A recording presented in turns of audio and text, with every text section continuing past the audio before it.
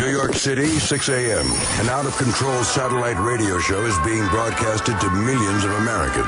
At the controls, Greg Hughes, a father. Oh, this is perfect. This is how it should be. Anthony Cumia, an alcoholic. Hey, hi. And Jim Norton, a comedian. It's me! I work here! Glad I got that one out. Are we on live now? Is it happening? This is it? The three men make up the Opie and Anthony Show, a popular radio program known for its cringe style of entertainment and having very few limits. I like where this is going. I'm seeing a lot of options here. This is like different than any other radio. No telling what we're going to hear in here today. Tits, ass, tons of cuss words. It's just not like radio. It's just like hanging out. In the past, they have been accused of multiple FCC violations and have even gotten their show suspended from satellite radio. This is why. This is American freedom of speech. It's good on every level. Insane. Every second is funny, wildly funny, and philosophically spotless. Everything you are about to hear is real. Real people, real excitement. This is the Opie and Anthony Show.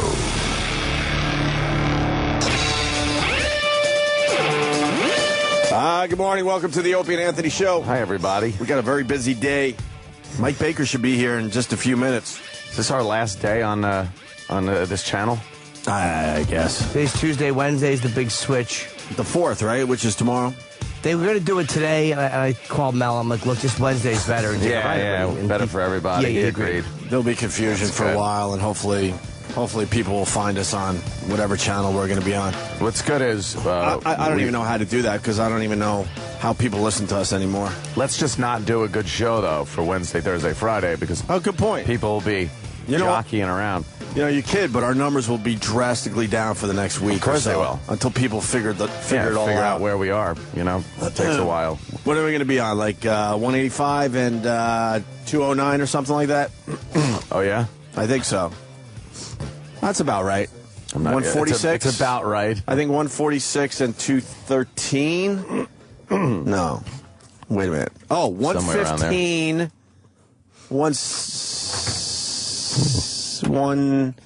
Oh, no. 105. Well, 104. Oh. I think. And 212? Yeah. Whoa. I think it's 104, 212. I can't even be sure for myself. All right. Anthony almost got in a fist fight on the way to work today. Oh, it was just another Someone tried talking about South Park? And as he's telling the story, I'm thinking to myself, what could have possibly happened that you have so much anger already? I know. Like, I'm an angry person and I'm uptight. I'll be the first to admit. You don't have to say it to me. But it usually develops during the day. Like, I'm at peace when I first wake up. Nah, you're ready to fucking punch someone in the face. There are only a couple of things in life that get me really fucking riled up, especially this early in the morning. Yeah. And one of which is any variation of my morning commute because of douchebags on the road. That is a huge issue with me. But at this time, there's not many douchebags Not on the many road. people on the road, which is nice. And that gives me a nice, fast commute, very relaxing. I got no problems. But then when some motherfucker wants to start motherfucking with me, I can't deal. So I turn up 49th Street, right? Mm-hmm. And From where? That's from Third, second. Okay. Yeah, from third, right? From third. And now I got to go cross town, 49th, going westbound, and it's like the last road I have to be on. It's a straight stretch from third, right across 6th, and it's a couple of miles. And I make the turn, and there's just a fucking parade because ass fuck cab drivers have to sit there after the light turns green, not know it turns green while their dome light is on, doing their stupid paperwork, and trucks have to fucking not pay attention. It's just like no one gives a shit that people have to be places. I think they just don't want to be anywhere, so they take their sweet-ass time and fuck everyone behind them. Because at that time of the morning, how many people have to actually be anywhere? Well, yeah, people got to be at work, It's like people are going to work. But it's like, regardless of that, there was a situation where this cross 49th has 2 lanes. And especially at that morning when there's no one double parked and shit like that. Right. It's a 2-lane fucking road, right? So this cab asshole is parked there. I pull up next to him on the right.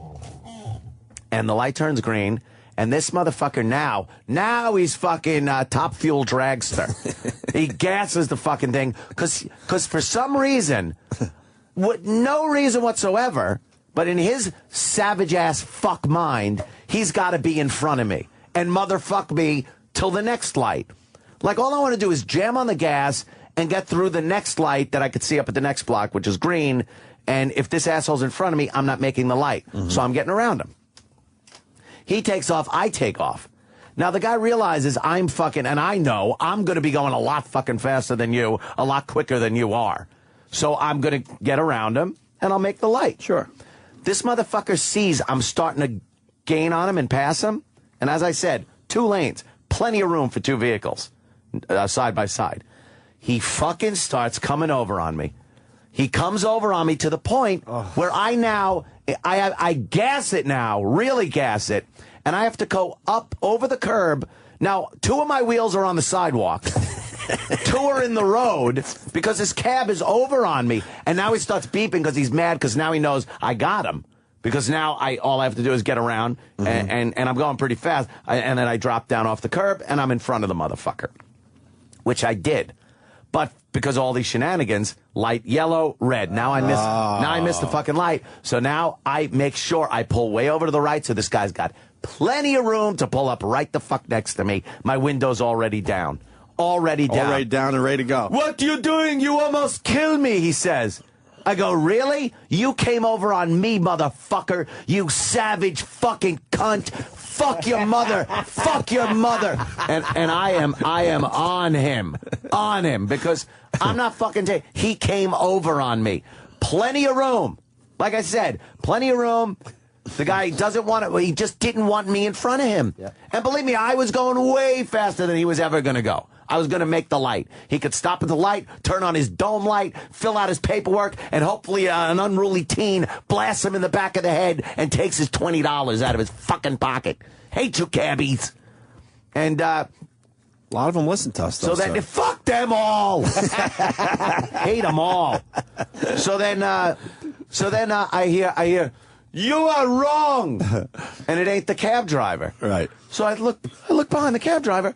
There's a guy in an air conditioning truck, some black guy, yelling at me that I was wrong. Right. He goes, you are wrong. You're not pass on the right side. And I said, I just go, shut the fuck up. I go, it's not even your problem. Not your issue. And I'm yelling. The second the light turns green, now everyone just beeps. You're battling 2 different vehicles. Oh, yeah. The light beeps. I'm a mere now block away from stopping, right? Right. So I pull up in front of the building, and I see asshole cab passes by me without incident. I park, and I see asshole air conditioning black guy pulls up in front of the building. Now he stops, and I'm like, well, there's a coincidence that this fucking guy. So I get out of the truck, and Kenny's there, you know. I go in the revolving door, and then I see that he's getting out of his van. So I'm like, fuck this. I go around the revolving door, back outside. And I said, what's the problem? You were wrong. He comes now out of the truck. I'm walking into the building but he's got to confront me. He's got to fucking confront me. You were wrong. You were wrong. You passed it. And I said, I wasn't wrong. And I went through the whole thing real quick again. And I'm like, no. He goes, that was right lane, and that's only made for right turns. I go, no. And I go, but believe me, I said, and at this hour, any lane is good. So whatever. And he starts walking away. He goes, well, you're lucky it wasn't me. Oh, really? Really? I'm lucky it wasn't you. Why? What the fuck were you going to do? He walks to his van. Did you say that? Yeah. He's like, what's he going to do? So just stop it. But he stopped in front of the building just to try to motherfuck me. None of his fucking business. Had nothing to do with anything. He's feeling all strong. You feeling strong? He's feeling all strong because of Obama, I guess. So he's got to get out of his truck and confront me. Fuck you. Go install your fucking air conditioning like I did. Fuck you. I know, you had a lot in common with that guy. Unlucky cunt. I finally figured out you got the 6 degrees of Obama. Everything goes back to Obama with you. Well, you know what? How does that go back to Obama? Because the guy Give me I some noticed, logic. he was, like I said, like Frank Vincent said, feeling strong? He was feeling You strong? feeling strong? That's what it is. The pride is back. Because his man No. took care of the situation? Oh, yeah, I saw him. Yeah, I saw him there, personally, in the compound. I just had it. The guy didn't have to get out of his truck. He didn't have to confront me. And then the threat, the little threat at the end, well, you're lucky it wasn't me. So, oh, why? What would you have fucking done, really? If I fucking whipped around you on the right-hand side because you were doing 3 miles an hour, what would you have done? Beat me up? Would you have resulted to Burger King, McDonald's, KFC, Wendy's, fucking Chuck E. Cheese violence that I watch every day on the internet? what is wrong with you? Was that what you would have done? It's too early for this. Well, good fucking luck. So if Osama wasn't taken out, he would have been cool to you, you think? He probably would have stayed in his truck. Yeah. Feeling strong? He was feeling strong. You all right? Break up my party. You all right? Oh, I'm fine now. Just fucking... What if he pushed you in the chest real hard? First of all, there with was the 2 index fingers. There was an NYPD car parked in front of the building also. I so saw I think those that guys. might have kept them from any real shenanigans. But if he would have pushed me in the chest, I'd have punched him right in the fucking mouth.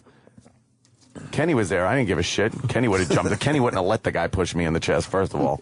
And if I was alone and he pushed me in the chest and I punched him in the mouth and it escalated, then, you know, there would have been problems. Then things happen. Then things happen. What are you going to do? I probably would have got my ass handed to me, but whatever. Whatever. Hopefully somebody would have had it on fucking their camera. It would have ended up on many websites that I frequent, and it would have just been another in the collection of people being blindsided. You know what a funny viral video that would be if Anthony got beat up in front of the building? Oh, my God. And there was some humiliating moment, like where he gets kicked in the ass and his shirt comes up and it's like fucking man tits scrape the fucking ground. And just like some weird moment that happens during the fight. I was thinking That the guy gives him a wedgie after he beats the shit out of him. and drags him into the building by his underpants.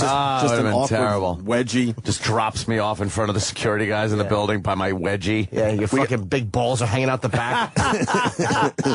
We have Mike Baker right outside the studio. Let's bring him in. Yeah. Mike Baker, ex-CIA, has come by just to say hi to us. Hey, hit down line 5 real quick. Yeah. Could you do that? Because I think I know where this guy's going.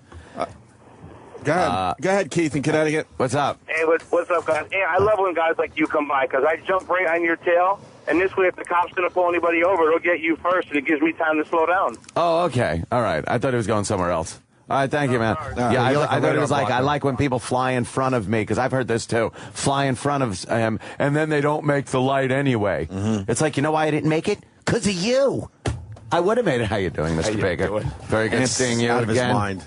I couldn't take it this morning. I think the whole Obama thing is really getting to him. Yeah. Well, I would have thought you just would have been in such a good mood after the whole bin Laden. Yeah. Well, I am in a good mood about that. I had an altercation with some driving this morning so on I my hear. way in, and you know, and the fact that Obama is you know, coming down to ground zero and going to be screwing up New York City again. Could you just give your speeches from the White House? It's very nice. Very good. It's important that he goes to ground zero. That's Thursday, right?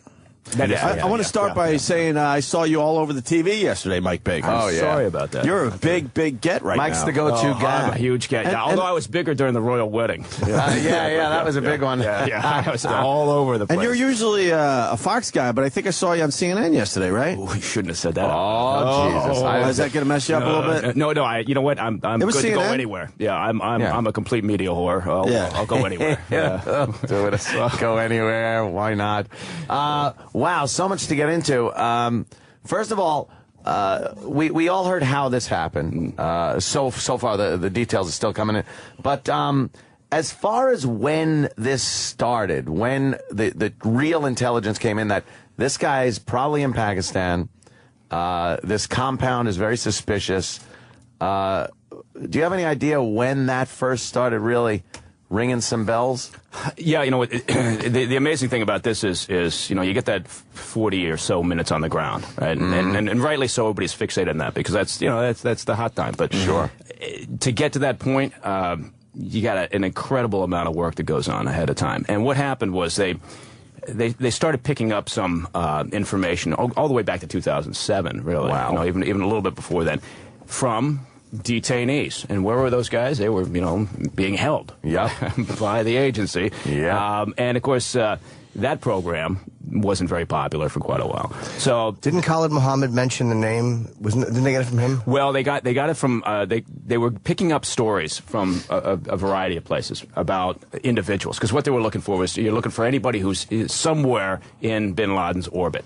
And you're trying to find some point of entry, right? And so they didn't care who it was, somebody who was handling money, logistics, whatever it could be.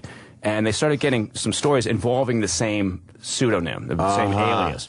And once you do that, you're getting, you know, over here you get one, you know, detainee talking about it. He mentions the alias. You think, that's interesting, because over here, you know, last month somebody mentioned the same person. Kind of corroborates the stories. So then they start triangulating in, and they started running these names in a very coordinated fashion. Interrogations are incredibly labor intensive. So unlike what, you know, all the crap was in the media about, oh my God, interrogations. Waterboarding. You know, it's a very controlled atmosphere. Right. And so you take all this information, and they started running it past Khalid Sheikh Mohammed and one other individual, Al-Libi, and these guys just blanked, right? They said, we don't know, you know, it doesn't ring any bells.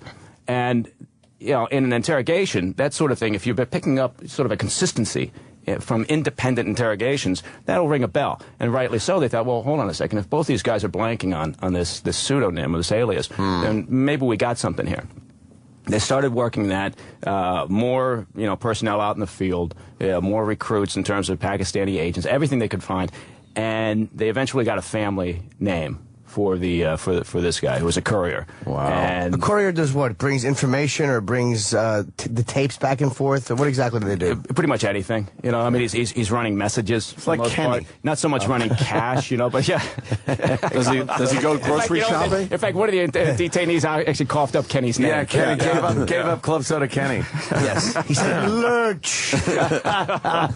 Code name Dummy. Khalid Sheikh Mohammed said, I don't recognize the name. And so, but that's the sort of work that it took. And they got the family name. Once you get the family name, then you take it. It's you know what? In a way, it's like an investigation you'd watch on CSI or anything else. It is incredibly painstaking and labor intensive, not particularly exciting, but you got to do all that work to get your 40 minutes on target. Right. To get the big to go to the big game, as they say. Exactly. It's fascinating to learn that they were watching this in real time at the White House.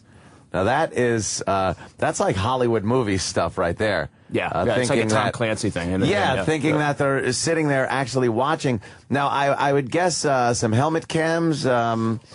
Yeah, a lot of coverage, as you can imagine, because you know, and it's not so much cover your ass, although, you know, unfortunately in today's, you know, world, there's got to be an element of that.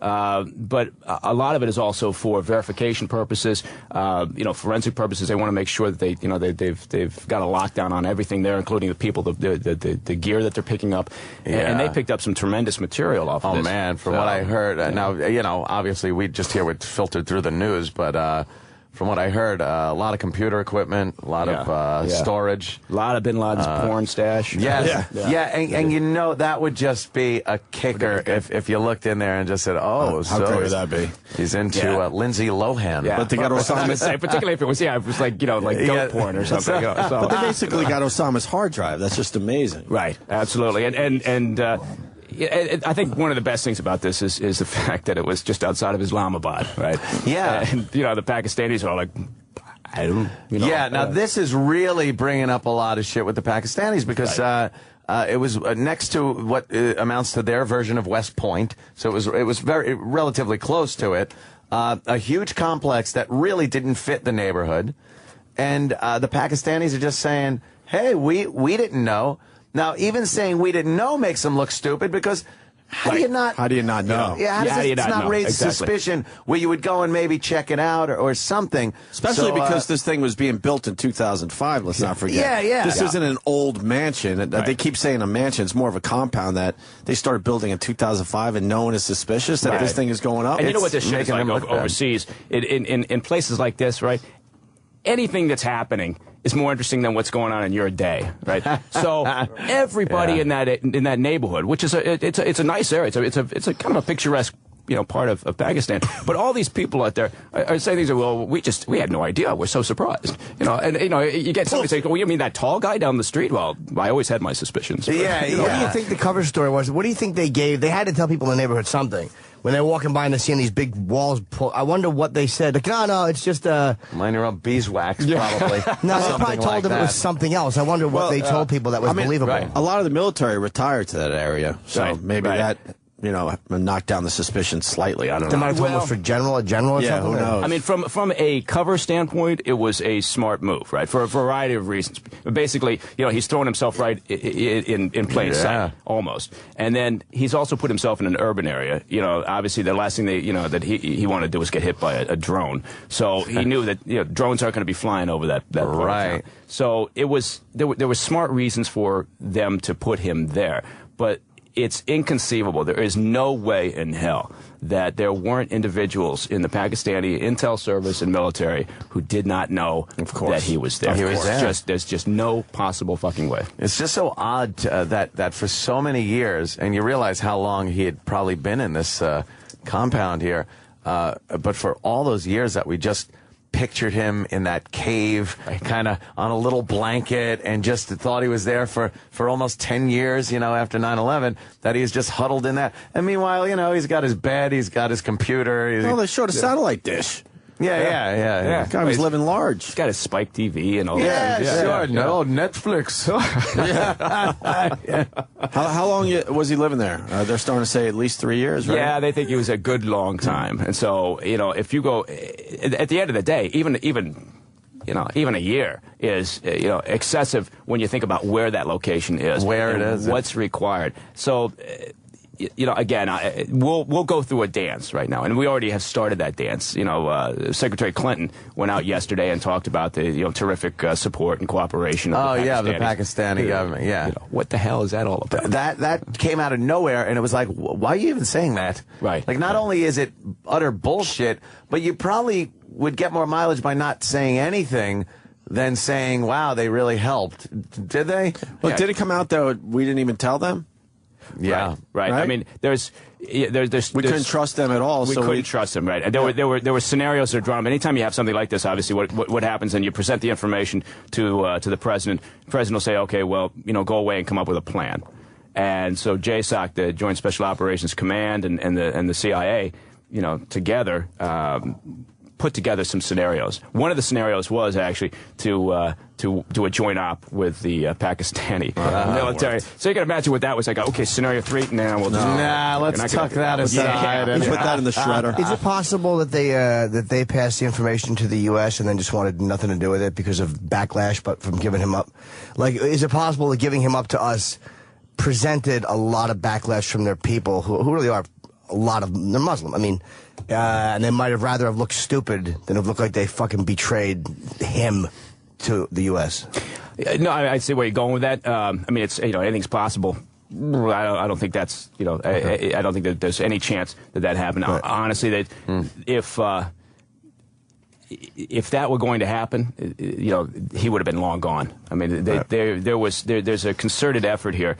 And again, you don't want to make too much of it. It's not a government-wide conspiracy. It's not like the entire Pakistani military and government were in on this. There's enough rats in there. Right. There was enough. And we've always known that. We've always known there's sympathizers within the intel service over there and within the military. So that's not a surprise. But we've always been able to play this game, that says, well, but we're still pretty much on the same sheet of music. Well, in a way, we are, because their sheet of music says, we don't want our power base to fall, right? They've got their own special interests. We got ours. Sometimes they match, and sometimes, more often than not, they don't really mix. But we do this all the time overseas. Yeah. So how are we able to get the people that we needed, the helicopters and the resources, in to Pakistan, pretty close to the capital, relatively speaking, without them knowing, without the Pakistani government, picking it up and saying, "Hey, who the hell are these guys?" We used a CIA time portal.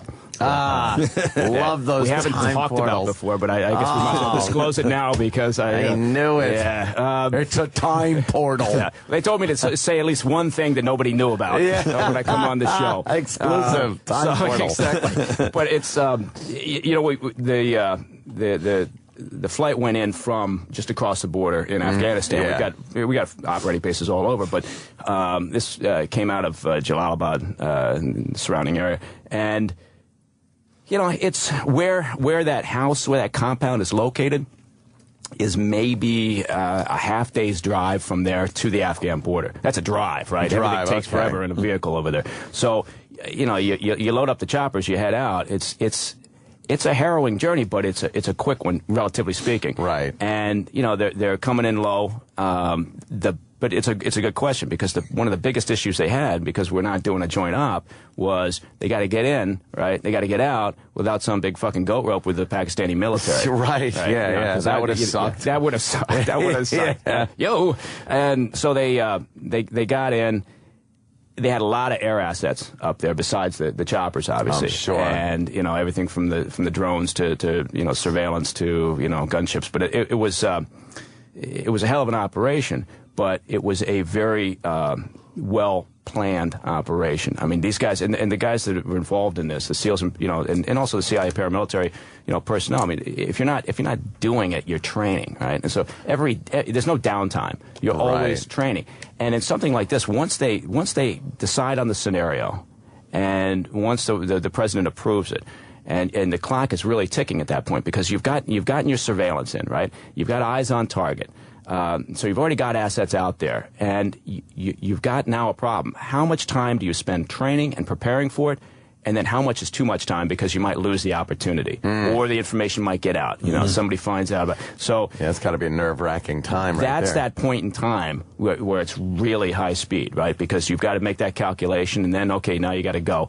And at a certain point, you're never going to have, just like, they're going to be talking about this for a while now, but, they didn't really have the visual that they wanted on bin Laden. Right? No, apparently no one really had confirmation that he was absolutely in that place. Right, but you know what? They had enough information, and this is typical of really good, operations. At some point, somebody's got to have the balls to just get off the X. Right, so you got to make that decision. And the agency and the SEALs came together and said, "Okay, we got it. We got enough to take this risk." And off you go. But I mean, that's what it's all about. Yeah. I had a amazing question about that. Shit, I forgot what I was going to ask. Oh, Jimmy. It was something about bin Laden. Something about his house. Oh, Predator drones. How high do they fly? And do they were they surveilling him 24 hours? You think? How are they keeping a 24-hour watch on him without people on the ground? Drones and satellite coverage. Oh, the drones are. I mean, you're talking, way up there in the flight ceiling. 10,000, 12,000, higher. I mean, these things are. When you look at these things, they are. They're varying sizes too, depending on what you want. Oftentimes you see the pictures of the armed drones, right? Right. Pretty massive. But the surveillance drones. You're talking about, a real high-speed, small things, but they'll stay up in the air also for, multiple days at a time. And you couldn't even see them at absolutely that altitude not. No, with the size they are. Absolutely not. Well, how they're small looking are at they? you. You never see these coming. How small are they? You know what? I mean, honestly, I'm not giving away any sources and methods. Some of this stuff has been talked about, but I mean, the size of a pizza pan, some of these things. No, absolutely true. Yeah. Oh, are they really? Oh, yeah. I took photos in front of them in Iraq. We got to sit in the actual control panel. They wiped it clean, as they say. Yeah. But they were like. They were big. They were like, almost as long as the room, but that's... But they have to... Those are the armed, where they the armed hellfire the shit out of something. I'm thinking they have to control, like we used to control our motorized helicopters and stuff. How do they keep them up without hitting a tree? Guys standing out in the field. Hey, and with the training, they do a mock compound somewhere? Yeah, you'll set up in this. I mean, it's as close to exact as possible. Absolutely, and so the people, there's so many people involved in something. I mean, well, okay, it's not like there's thousands of people involved, but there are people that, never get any recognition. I mean, all the way down to the guys that are putting together these mock-ups, ballistic shooting houses, basically, that are built off the blueprints of, for instance, this compound. So when those guys went in, they were very familiar with it after all the training they did. Yeah, exactly. To as much as you always... your preference is, just train, right. But, they had such good coverage on this place because we had so much surveillance going on and coverage of it leading up to this. Once we finally determined we've got a target here that's really credible, then, you got almost everything except for the architectural blueprints, right? So you know that's 15 paces once you breach that door, to that corridor. And you know that corridor is going to go left and then it's going to go right. You know how high that wall is that you got to be concerned with. And... this is what these guys do. Sure. So, as far as surveillance goes, so you have surveillance on the compound. I've always wondered this when you're watching somebody. A van leaves the place. How do you know Bin Laden's not in that van? Well, I mean... Because it seems like that's the easiest way to get someone out. All of a sudden, a van pulls up. Next thing you know, the van pulls away. And you're sitting there as the surveillance guys going... What the fuck, is he in there? Right. If it's not, if it's not a Prius or something like that, and you can't see through the windows, then. But how does that play out with you guys? Well, the short answer is you don't know, and that's actually a good point because what you get used to, and what I've found when I talk to people is, beach books, movies, they expect everything to be cut and dried, right? It's all, okay, it's either this or it's that. Well, it's never that. I mean, it's always fucking gray and murky, and you're making decisions, and you're moving forward based on really imperfect information.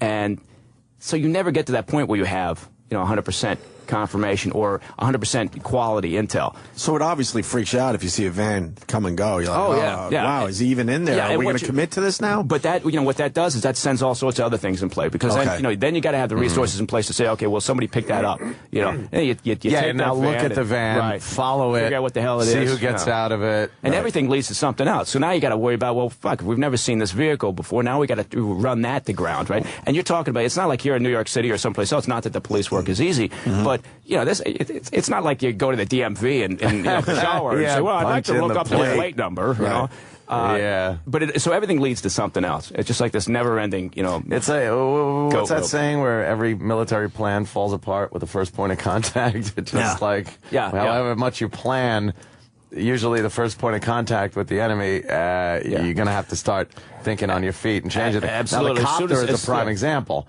That helicopter not being able to leave that compound, obviously they had a contingency plan for that. Right. They had enough resources to still get everybody out, which is great, and got rid of the old helicopter there. It's like, we can't have it, you can't have it. No, I get to blow it up. Did Obama make some ballsy calls here? Because they were saying that there was a few calls that weren't just like, all right, he's the president, he let it go. Like there was actually timing issues and stuff where he said, let's go for this or let's do this. Did he actually have something to actually do with this? Oh no, absolutely. This would not have happened unless the president said, yeah, it's a go. I mean, if he hadn't authorized it. So you got to be fair. No matter which side of the fence you're on in something like this, you've got to have respect for the fact that it was given a green light and move forward. Because he could have kind of said, geez, I don't know. What if it doesn't work? If it doesn't work, I'm not looking. I don't want to be the Jimmy Carter guy. Exactly. Didn't he say no to a bombing for that reason? Like because I think they said that Obama said no to a bombing because they might not be able to identify the body. And you're in a residential area, and if he's not there, and you kill civilians and he's not there, it's a well, and it turned out there was 20 some odd people in there, children and women.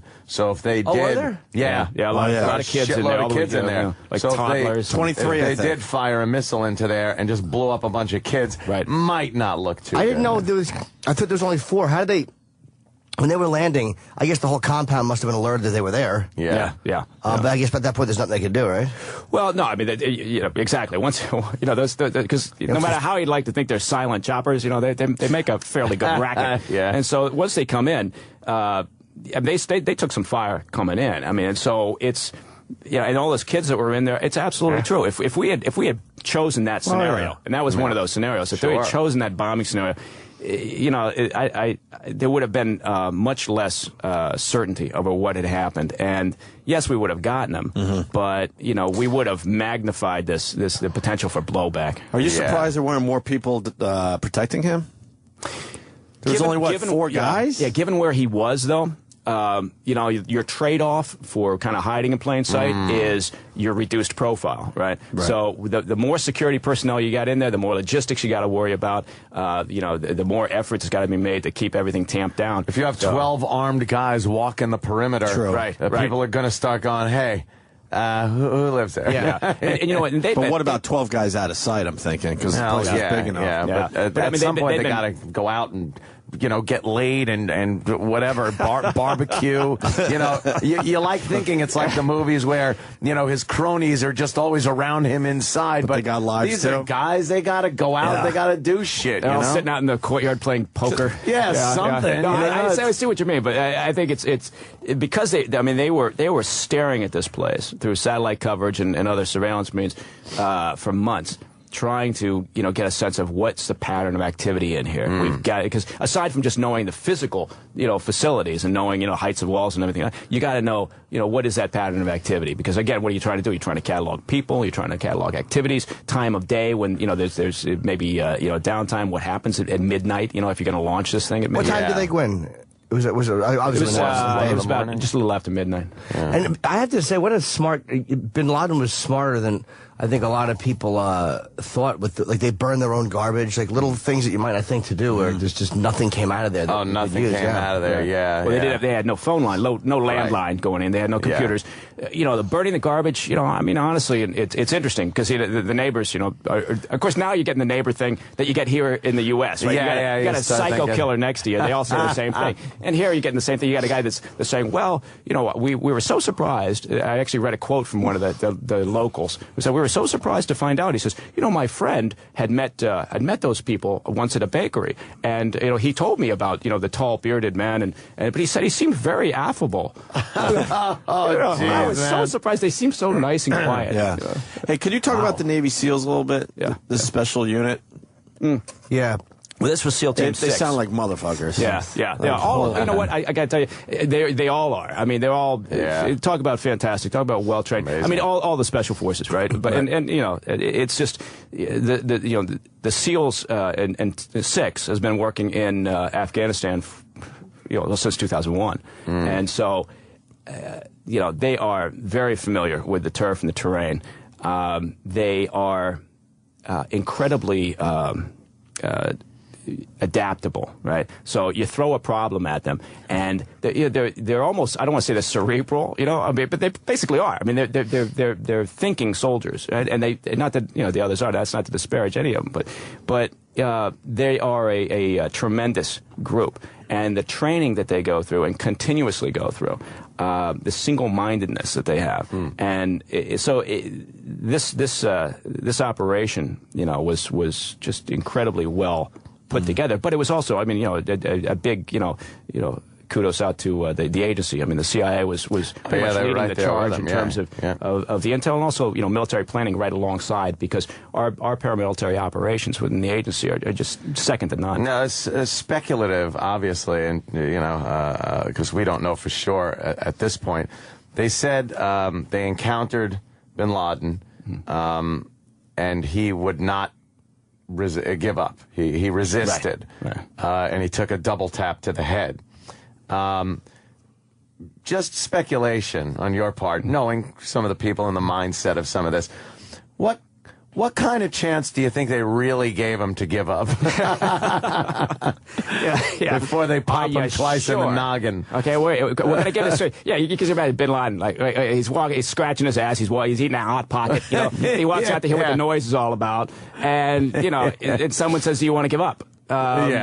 No, you know what? They took that seriously, honestly, because they knew this was going to be the end result. I mean, they walked this through. I mean, and these guys, they're not operating in a bubble, so they're not going to say, okay, here's our, they have these discussions, where they are brought in to understand the implications of things that may happen during the course of this operation, and so they took that command, to attempt to detain him seriously, but you got a lot going on around you, right? It's And probably, it is very chaotic moments. And so you're going to give them an opportunity, but you're not going to stretch that out into an it's not going to be a negotiation a fucking blockade kind of a, hey, he's in here, let's talk him out. Right. And your mother's here. She's out here on the street, Osama. Come on out, Osama. Wait, do you really think that what they did was genius because he's vanished? He's off the face of the earth. There's nowhere for people to go. There's nowhere to build a shrine, and he's not alive, so they can't take hostages, because people would be taking hostages all over the world to try to secure his release if they had kept him alive. You couldn't take him alive. You had to kill him. It's impossible. And having a place, a pilgrimage to go and have a place where he's buried to, inspire people. It is a very strategic thing, I think, that they just dumped him in the ocean. That's great. Right. Well, nobody was going to take that body anyway. I mean, reports are that they asked the Saudis, and I believe they did. I mean, he was a Saudi.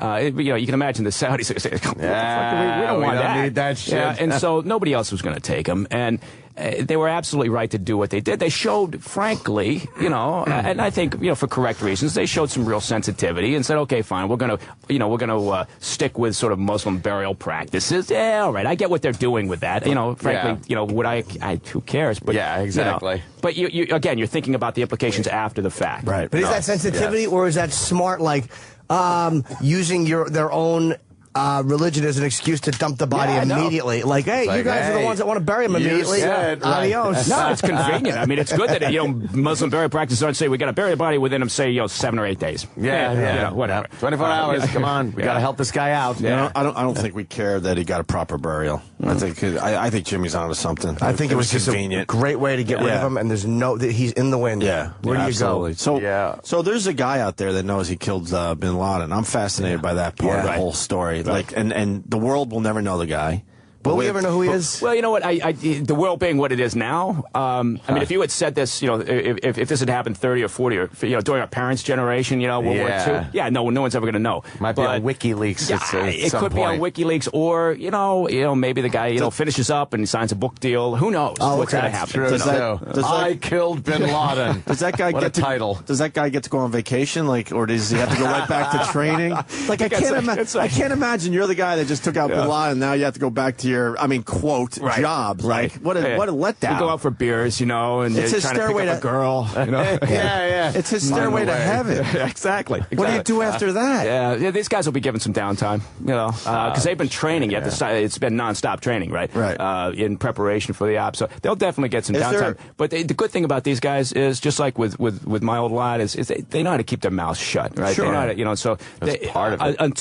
Until there's a reason to, or there's an opportunity, and the military says yes, from our perspective, it's okay. Then they're going to keep their yaps. Does a guy like that get special privileges? We've been talking about that off and on. Let me expose why we talk about that. We all have this daytime fantasy that we're the guys, so we want to be accurate in our fucking childlike fantasies about what life is like after you do that. I mean, it's not. You get an extra heap of mashed potatoes in a mess. Do you get a break on your taxes? Just some dumb thing. That's right. A free house and a hybrid car. Will the president ever put a medal on the guy? I mean, like a public. There's more than a certificate coming their way. There's no doubt about that. They're going to have a. Will the whole team be treated equally? I'm sorry to interrupt you. Like, will they all, like the guy who actually shot him, it could have really literally been any one of them that shot him. I mean, they're all... Absolutely. You don't know what's going to happen when you rock up. I mean, you've got your movements, you got your the guy disciplines. Knows. They all know who shot him. Oh, no, I know. Oh, no, they know. But I mean, in terms of once you rock up on site, you don't know. I mean, it could happen to any of these guys. They could be the one who gets to tap them. You go into a room. And did they have a little office pool before they went in? That's right. Wait, don't shoot him. Remember, Bobby's downstairs and he won. So, Bobby, can you get up here? Everyone throws $100 in. Whoever gets the kill shot gets the pot. Where were the kids and the women that they didn't get killed? I mean, there's a couple of people I didn't realize. It's a big compound. It was a big compound. So they had a feeling that that's where they were, and where they had a feeling. Well, they had to clear the place, and so they you do the logical. They cleared from the ground up. And again, all this was based on the intelligence that they had in terms of the surveillance and everything. So they created the scenario on how to move through this facility. And you're talking 40 guys approximately that went into this complex. There was more than that, but there were not very many that actually landed. But again, there's guys protecting the perimeter, right, and locking that down. But I would gather there's also people going through the compound, clearing. And if it isn't bin Laden or another guy with a gun and it's women and children, obviously, you know, you don't open up on that. You secure it, and they were given over to the Pakistani officials, the women and children. But, yeah, you hold them down, make sure nothing happens to them while, you know, the fun and hijinks happen upstairs or something. What if you got the duty of watching the toddlers? I know, that's just like, bin Laden's getting there's a firefight upstairs, and I'm watching some kid piss his pants. Playing with a stuffed animal. Come on, don't cry. It's okay. It'll be Handing fine. out chocolates like the old days. Uncle Paul. So you think that so bin Laden, whatever he's doing in the bedroom, knows what's happening. He obviously knows they're coming for him. He hears the helicopters shooting, people yelling in that silly language.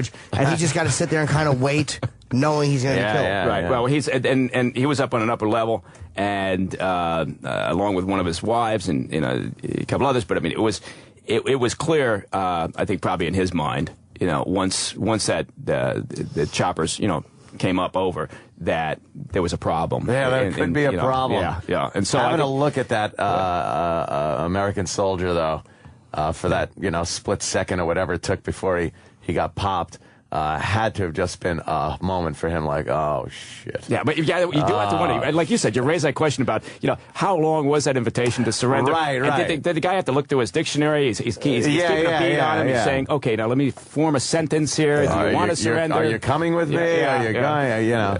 But to look, because obviously that had to look very intimidating. An American SEAL standing in front of him, armed to the hilt, helmet, night vision, whatever he has on his helmet, and then just having to look at him like, motherfucker, they got me. Yeah. My neighbor was pissed. Really? Yeah, Arnold Al-Zawahiri. He's this guy that lives next door to me. Oh, God. Creepy doctor that helps me out when I need Cialis. Egyptian fella. We got he's number one on the list now. We got more. Morgan, I guess, is Morgan coming in. Spurlock. You want to stick around, Mike? Yeah, I'd love to if you've got space. Cool. Yeah, sure. Yeah, it's a timing issue today. We got a lot going on. Morgan did a movie. He did a movie about going to bin Laden. Yeah. So is he outside the studio or? Yeah, let's bring in Morgan. This was, before, obviously, before this happened, he had been putting this movie together. I'm going to make this movie now. How you doing, man? Good to see you again, brother. Good to see you. Hi, buddy. Mike Baker. Mike Baker. Obviously, we're going to talk about the new movie, but we saw the old movie where you went after, Osama bin Laden. Yeah, I was in Pakistan. You did. I was trying to remember. Pakistan. I was watching that movie going, what the hell's he in Pakistan for when we know he's in Afghanistan? I was trying to remember if you made it to Pakistan. In that movie. No, that's where we ended up. We ended in Pakistan. It's where the film. It's where we stopped. Right. We were in Peshawar, about to cross into the tribal areas, and at that point, my wife was about a month and a half away from having our child, and I said, I think it's about time for me to go home. Yeah. The night before we were about to cross over. Or a couple nights before, 2 nights before, there was a madrasa that was blown up within the tribal area where I guess like 75, 80 people were killed, and the report was it was an al-Qaeda training camp, and everybody in the region was like, no, it's not true, and all the journalists were there like saying you should not go in there. It would be a very bad idea for you, my American friend, to go wandering in. What they also said was you should go to a battle bed. That's right. But I went home. How far were you from where they actually caught him? Probably about, when we were in Islamabad, so Peshawar was further west. When we were in Islamabad, we were probably about, I'm guessing, 40 miles. Yeah, they said 30, 40 miles. Oh, so close. Yeah. You know how annoying the people that work at the drugstore across the street were? Like, that was fucking 25 million sitting across the street for 3 years. We blew it. Oh, my God. And back then, did people think that, he was in Pakistan? Well, people thought he was, the reports were that he wasn't in that, in this compound where he was that whole time. Like, they didn't get, confirmed intelligence, I think, that he was there until, middle of last year, that he was still moving around.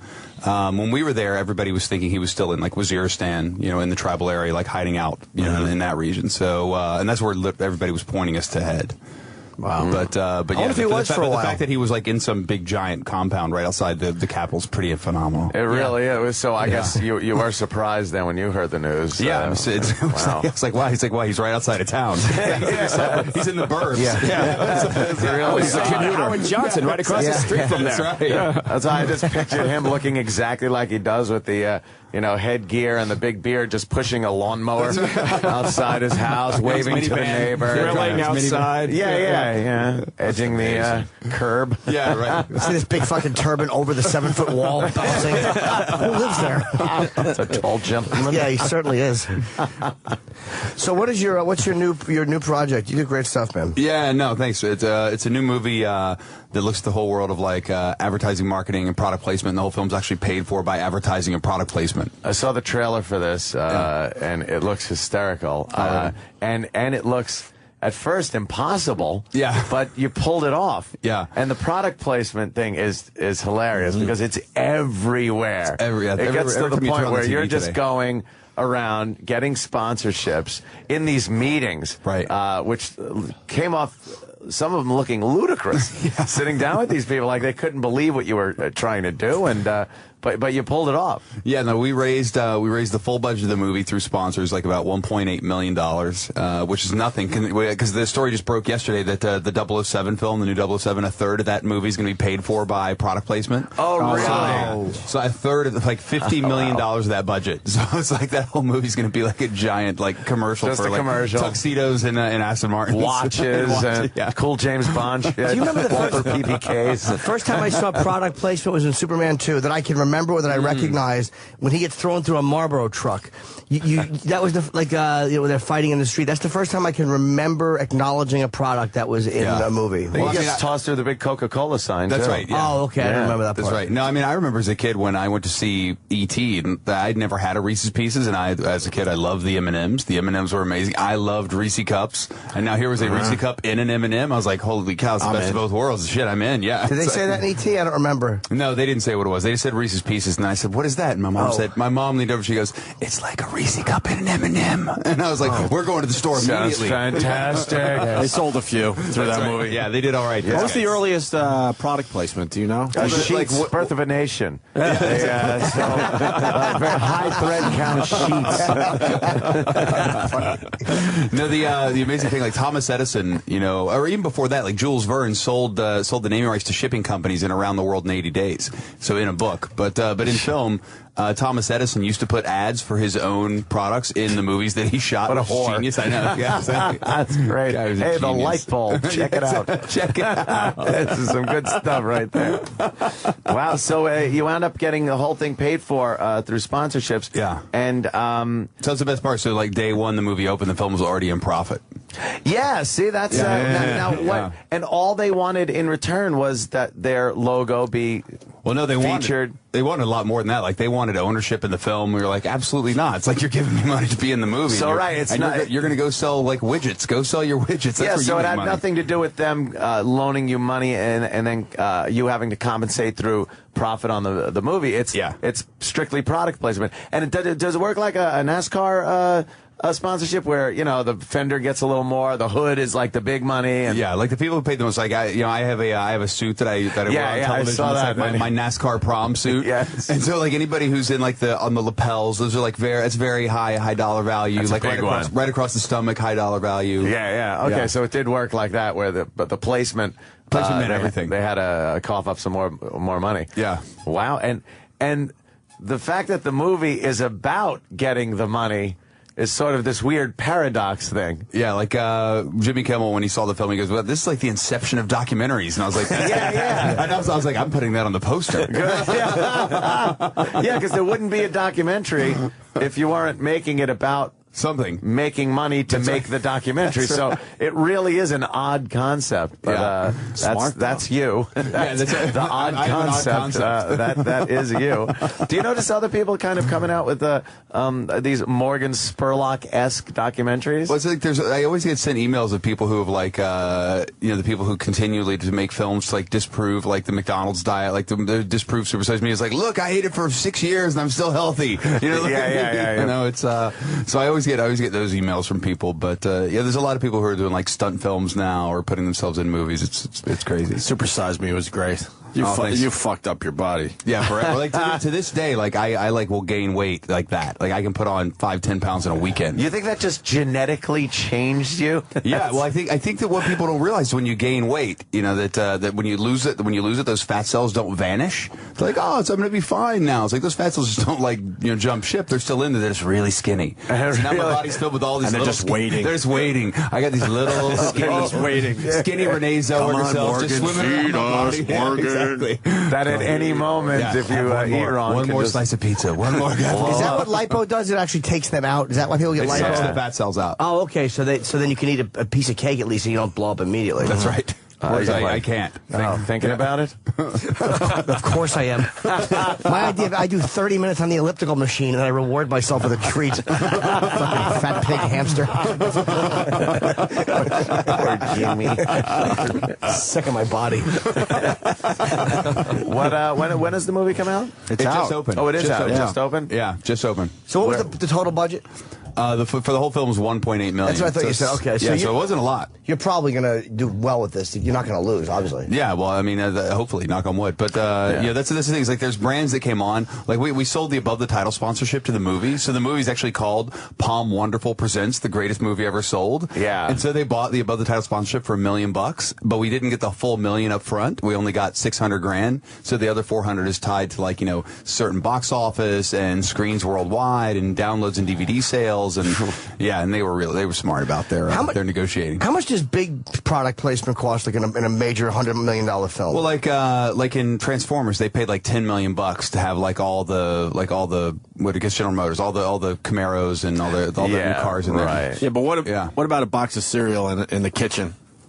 Oh, it's you know what I mean? It's like 50 grand. That's it. 150, 100 grand. That seems like a pretty good deal. Depends on how close it is. Too bad they didn't do that with Bin Laden's murder. How great would that have been? This shot's sponsored by Bud Light. I'm really confused by that. I'm confused by this movie because what do you tell the sponsors that they're going to be in this movie? Yeah. That kind of takes the piss out of being sponsors of the movie. Yeah. You know what I mean? But it's kind of like that reverse cool thing, right? Then they kind of get some cred because they're in with something that's, But how do you tell them what they're in? Right. How do you tell them what the movie's about?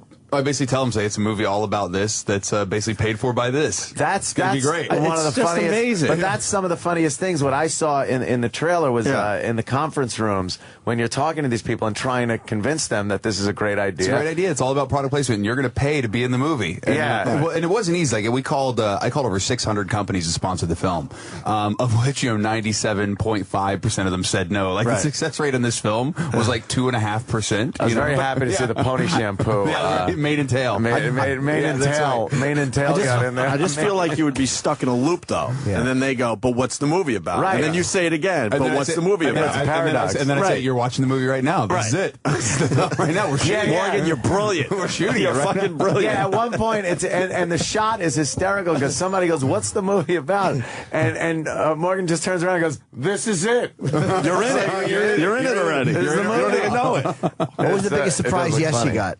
The biggest surprise, was Hyatt Hotels, like Hyatt, which is like a real real conservative company, conservative family. Like when they jumped on, I was like, wow, we might actually pull this off. This is fantastic. It's not like some mom and pop like Bob's Shipping. It's like a real company. Hey, that's a good question. When did you realize that this was going to be a movie that people would see? Because you go into this going, this could be a disaster. Yeah, well, you never know. I think Sundance, when the movie premiered at Sundance and it played. No, I mean when you were filming though. Oh, where you knew as a creative person that you had something. There was a moment when we called Mane and Tail when I was speaking to them on the phone. Yeah, and I was chasing them for months to try and get them to do the movie. And finally, about halfway, I set up a call with him. I'm talking to the president of the company, and you hear me say to him on the phone, he goes, well, how's it going to work? And I said, well, we'll probably see the product in the beginning. You and I'll have a conversation somewhere in the middle talking about the placement, and then we'll see it again in the end. Wow. And he goes, that sounds great. And so I was having that phone conversation, and we're filming it. I'm like, oh yeah, that all just actually happened right during that. Perfect. Yeah, I could cross that one off. Done. Was there a sponsor that you really wanted to get that didn't come through?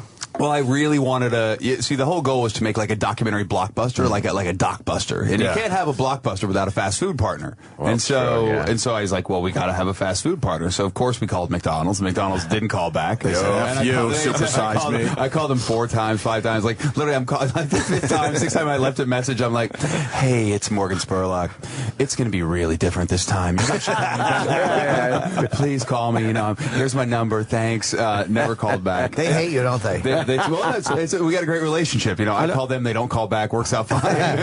Well, that's the strange thing. Supersize Me did great, and you didn't affect their numbers in the end. Maybe in the short term, they did better in the end. I think they're worth. Do you think your movie actually helped their business? They should send me a thank you note. Yeah, or at least like some sort of like a pick me up bouquet made out of like bacon and fries. Right. Do you eat there at all ever? Never. Never. Last time I ate there was March 2nd, 2003. Like at the party scene at the end of the movie, you see me kind of having my final birthday farewell. Right. Yeah, that was it. I like the occasional coming home on the road at 2 in the morning. There's nothing open. The rest areas all have McDonald's, and I'll grab a couple of hamburgers. Once in a while, it's great, but I can't do it more than once every 2 months. Yeah, but late at night, I find there's other great places to get burgers in the city. Like there's great dirty in New York, The rest of the country doesn't have that. Yeah, in the city, it's like, why the hell would you bother? There's so many great burgers. So many good burgers. Yeah, but if I'm in LA, I love the original Tommy Burger, like at Beverly and Rampart, that's out in East LA. It's like this little shack that's been making burgers for like 50, 60 years, and it's like a heart attack and a wrapper. But that's a great late night burger. How's Five Guys? I haven't had one yet. Five Guys pretty good. I had a Five Guys burger. No, I didn't even know it was a place. I thought it was an odd question. Is this his next documentary? It's Five Guys. Sounds like a lot of work. It's like a new Belladonna movie. How's Five Guys? That's worse than 4, not as bad as 6. We go way back with you. You remember, right? Way back, I bet you will. Way back. Remember that? Way back when you guys. Man, we were at WNEW. You were on terrestrial radio. That's it. But you came in as a nobody with this idea that did very well, and then you moved on to film. We sold it to MTV. We were with you guys first when we were on the web. Yeah. You guys picked up on it early. Didn't even realize that was you. Remember, he would do like street stuff. I'm trying to remember exactly. He made people. He would talk for people into doing crazy shit. The show's like I bet you will. And we bet people to do stupid shit on the street for money, just to walk up to random people out of nowhere. Yeah. And we did some great bets. We did one on the street, which we ended up redoing in your guys' studio, which was we handcuffed 3 people together, and it was called the Piss Off. And so the people, they would start drinking 10 ounces of liquid every minute, and the first person to pee themselves got $100.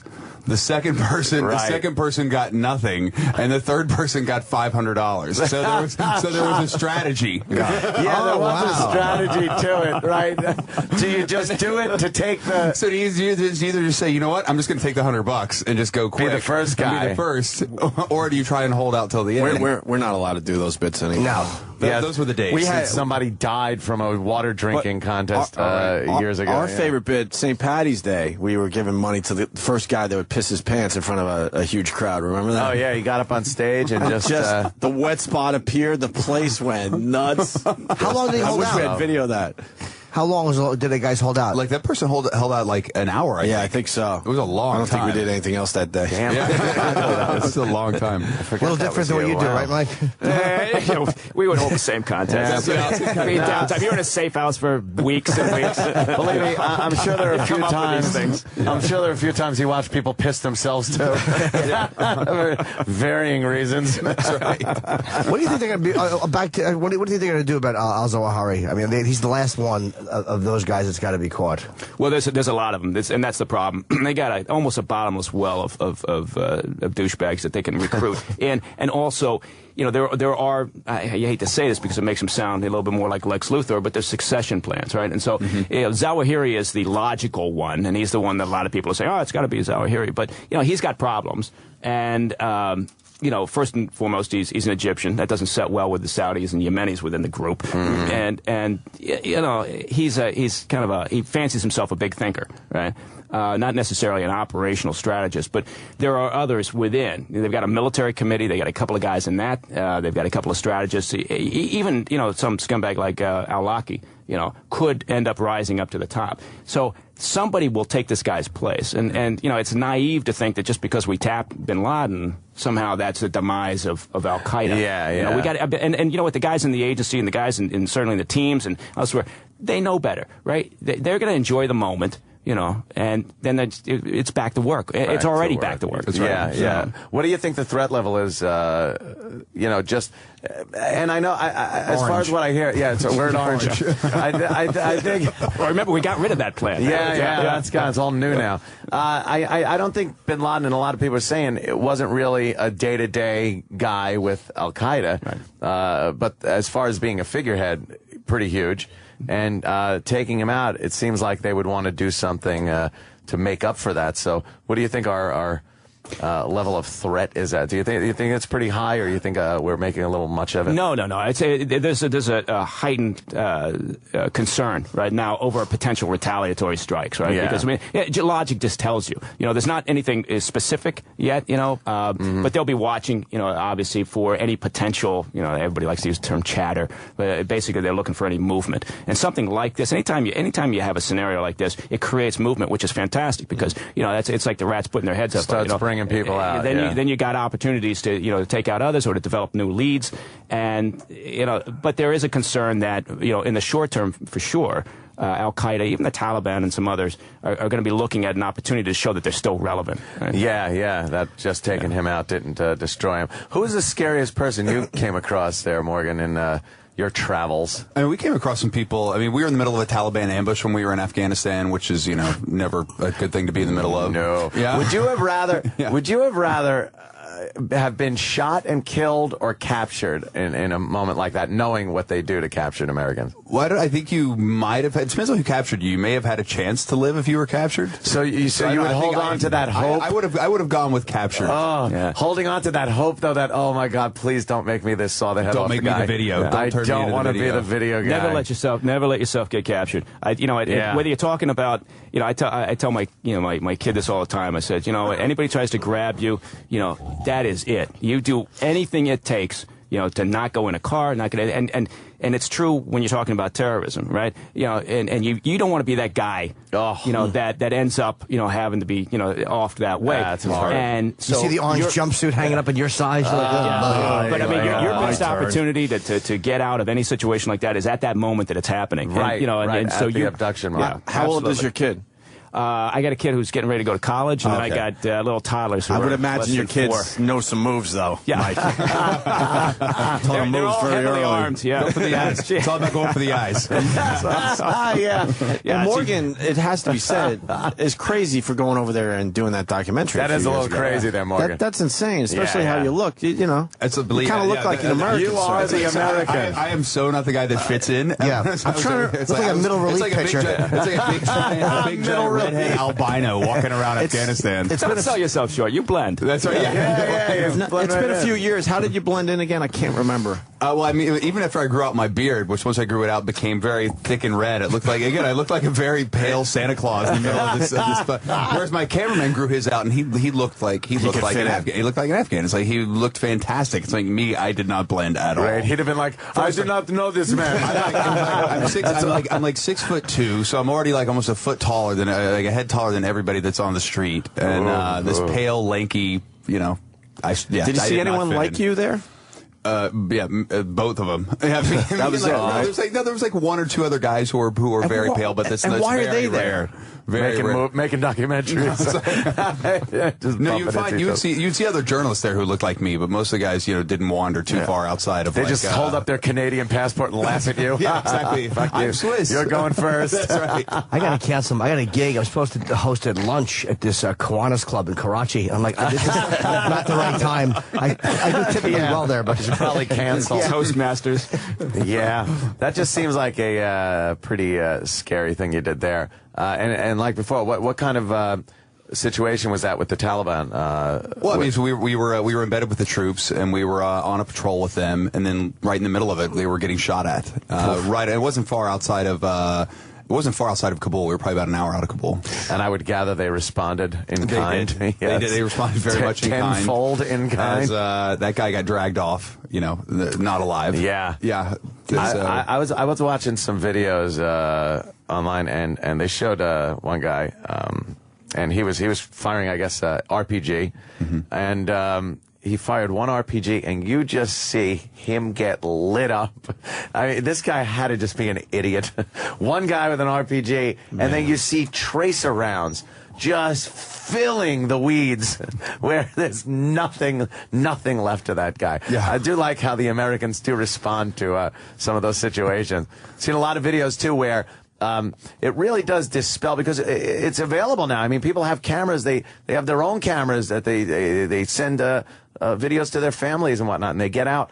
And this whole thing of, this soldier, this John Wayne type soldier, just gets blown out the window, and it's like, holy shit, that motherfucker came apart. Yeah. You're like, wow, the mindset that takes is amazing. How long are we going to be in Afghanistan? I mean, it's like That's things, exactly what I was gonna things say. like with this kill team that came out recently. It's like, whenever you're somewhere long enough, there's going to be guys who fuck up and do awful stuff. Like, there was My Lai in Vietnam. You're going to have it. You can't avoid it. And it's like, when do we just get out of there? You got guys who are like they're on like their third tour now. You got guys. More. More. When do we just get out? What are we going to do? The Taliban if is you fine. did 2 tours in Vietnam, like that was a huge deal. Those guys are on their third tour. Wow. There has to be something that happens in your mind where you're just like, I'm so used to this. This is nothing to me anymore. Yeah. Laughing at yourself when you vomited at your first friggin', split open head, and now it's just like, hey, check this guy out. And part of it's also just dealing with the tedium, right? I mean, there's because there tends to be it's like operations. There's months of and then all of a sudden you got 5 minutes of excitement, right? Yeah, and then you got months of crap, and then a fight. So with the Afghanistan question, no, that's exactly the question that should be being asked right now, is what the fuck's our exit strategy? What's the game plan? And why do we honestly think it's in our national security interest to still be there trying to create some bullshit, pseudo-stable, semi-democratic institution? Right. Don't they want Sharia law? A lot of these places, like, why are we trying to force it on people? They don't want it. They don't want it. They want Sharia law. Let them have it. It's their country. Well, I mean, also the Taliban. I mean, you mentioned Vietnam. We're not learning these lessons. We go back 25 years to the Russian occupation of Afghanistan. There are a lot of similarities. I've gotten some arguments with some military strategists who say, "Oh, it's nothing like when Russia was there." Well, bullshit. It's a lot like when Russia was there. And the Taliban has no place to go. Right, so they're going to sit there and they're going to wait, and they know we're going to leave at some point. They know they'll leave. Yeah, they're very patient. By the way, I like the fact that even on that level of guys who know their arguments are like ours, it's just like that. Bullshit. No, it's not. That's exactly the way me and him would argue. And we don't know what we're talking about. Yeah, that's we definitely should have some kind of exit strategy. But I think the idea that we can keep just moving around and breaking down these Taliban camps and training camps, it's a ridiculous notion. The place is giant. They know it and will always know it and be able to travel in those mountains better than we can. Even and they have the people, the support of all the people. So what the fuck are we still doing? Well, we're tending to now kind of buy into this positive spin that's being put on how things are going. I mean, we saw it right after the news came out on bin Laden. Say, well, this is the momentum is shifting, and by the way, and then you heard some of the senior officials tag on about the positive steps that we're seeing in Afghanistan. I don't know what they're watching, right? Because yes, wherever our guys are, they do a great job. Wherever they are, right? But the minute they leave, the minute they leave, or this idea that somehow we're going to leave behind. The Russians got in there, and after about 4 years, they made the decision to get the fuck out. It took them about 5 years to figure out how to do that. Now, some of the things that they were worried about, some of the things that they were trying to figure out, one was they couldn't hold the countryside, so they retreated to the urban centers, and then another thing was, how do we leave behind a government that's friendly to us and going to push forward our agenda? Well, how do we do that? Because they're corrupt and they're unstable and they're disjointed and dysfunctional. We're doing the same things. We're dealing with the same issues, and it's very, very disappointing when you think back. And I'm old enough to remember when we were back there and we were trying to push the Russians out. It's very disappointing. If you had said to back then, you guys are going to be here soon. You're going to be doing this. Don't worry, you'll do the same thing. Right, that's right. And what about we're out of Iraq, right? No, not really. No, I thought most of our combat troops were out. Well, we're there in largely an advisory and training capacity, but that has an enormous psychological impact right now. Once we turn out the lights and walk out, then it's I would argue that in Iraq it's also still sort of open book on what's going to happen. Every documentary. How many guys are there? Shit, at this point, I don't even know. I don't know. Every documentary I've watched on Iraq. I don't know. There's 470, I think. Yeah, something like that. That's bullshit. We're having a high-level discussion here. The Iraqi army is treated like garbage by the American military that is supposed to be training them, and they're the guys that are taking over. And every documentary I've seen, they're a joke. They are literally a joke force that can't seem to do anything right. It was constantly American officers telling them, keep your fucking head down. What are you doing? Get your men over there. Move.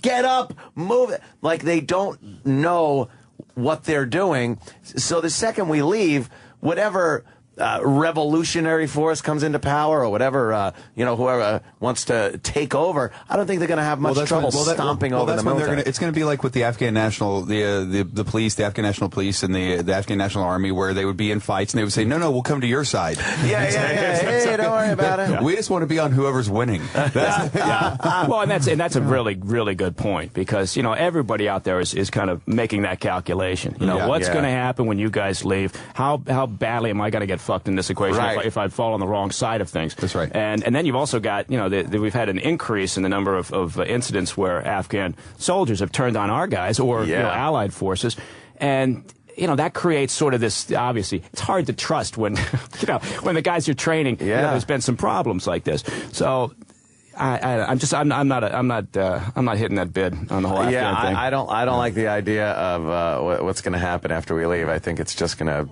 go right back to what it was. Like you said, they're patient people. Yeah. Isn't it just ego at this point? You don't want to look bad. I mean, after we left Vietnam, peace with honor. I know that. Yeah. I love that one. Peace with honor. Really? Hightail your ass out of there. Push the Hueys off the deck, and let's get the fuck out of Dodge. Vietnam came together as a country. They're fine. They're doing fine. They didn't. It's like. Well, they did. Yeah. They don't need us. But at that point, it was such like you could look at things now in the light of what we have today. But you look back then, that was a communist domino. Again, we would not want any country to fall to the commies, and that's why we did so much, especially in Southeast Asia and whatnot. But now, of course, there are tourists. You go there to Vietnam, you're like, hey, here's one of the tunnels. That's right. Check it out. It's a pisser. I mean, people actually go there. No, get in the pit. I'll take it. Yeah, take my picture.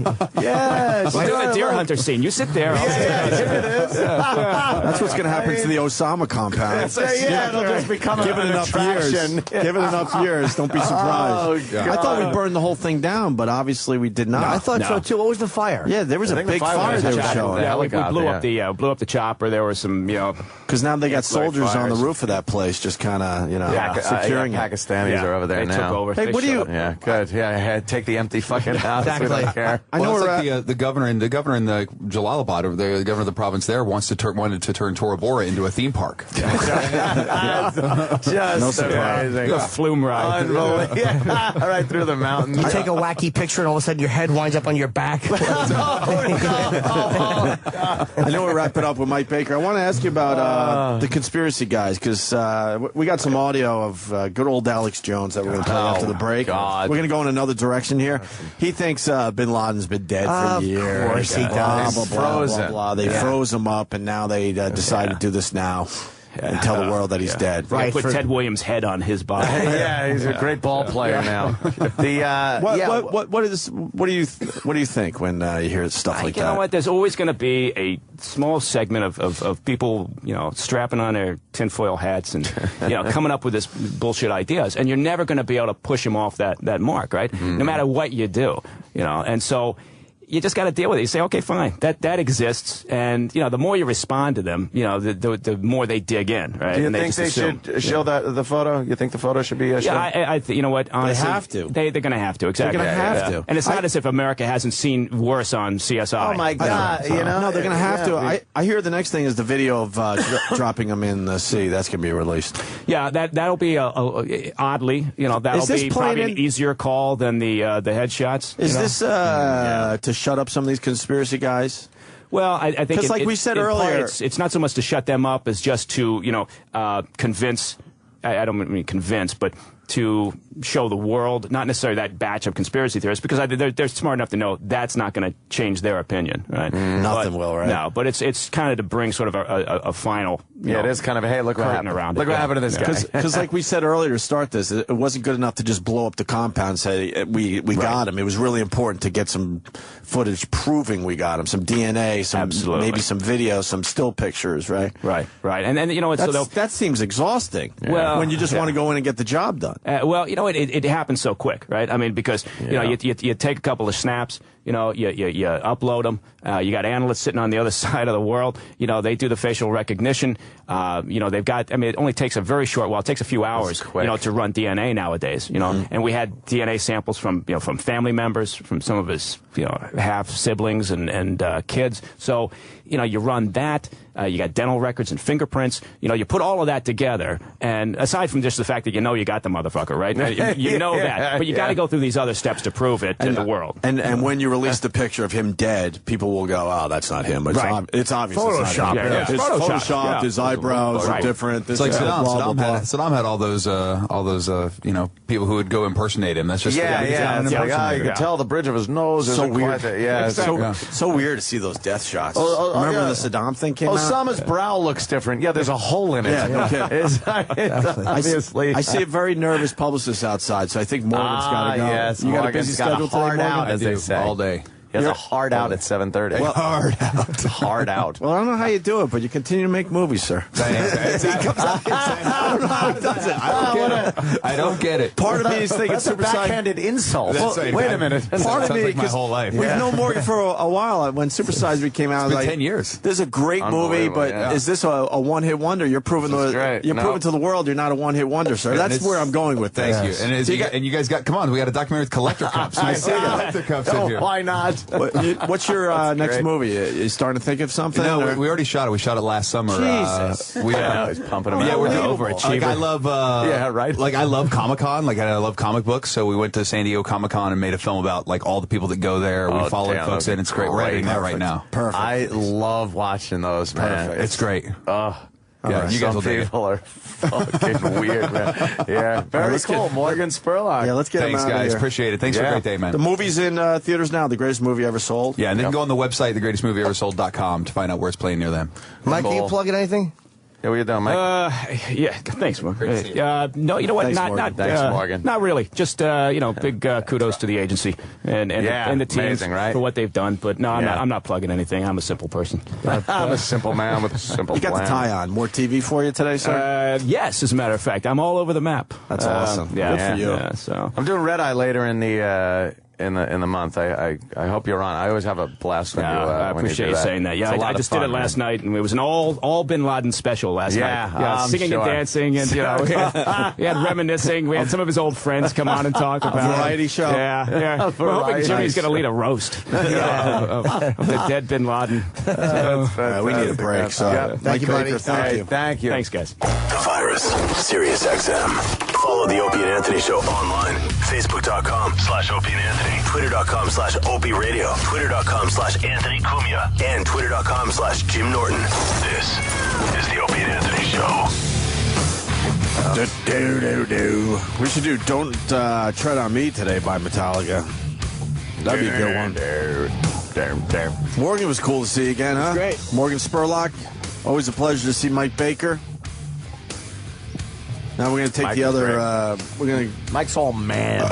Yeah, he is. He wears panties, though, just to balance it out. Really? Yeah. from being too manly. Yeah, he's so manly, he's got to, like, dumb it down a little bit with some panties. You know what he'd be able to do, though? Huh. He would take the panties off. And strangle you. And choke you with it in a way that, like, you couldn't get out of it. Yeah, of course. Yeah. Of course. And your neck would go like... Of course. Snap that neck. Guy Fieri's coming in later. Cool. He wrote a 52-pound book. Yeah, it could be the heaviest book ever. Why don't you give it to Ozzy? Yeah, the book should be heavy if it's a Beatles book.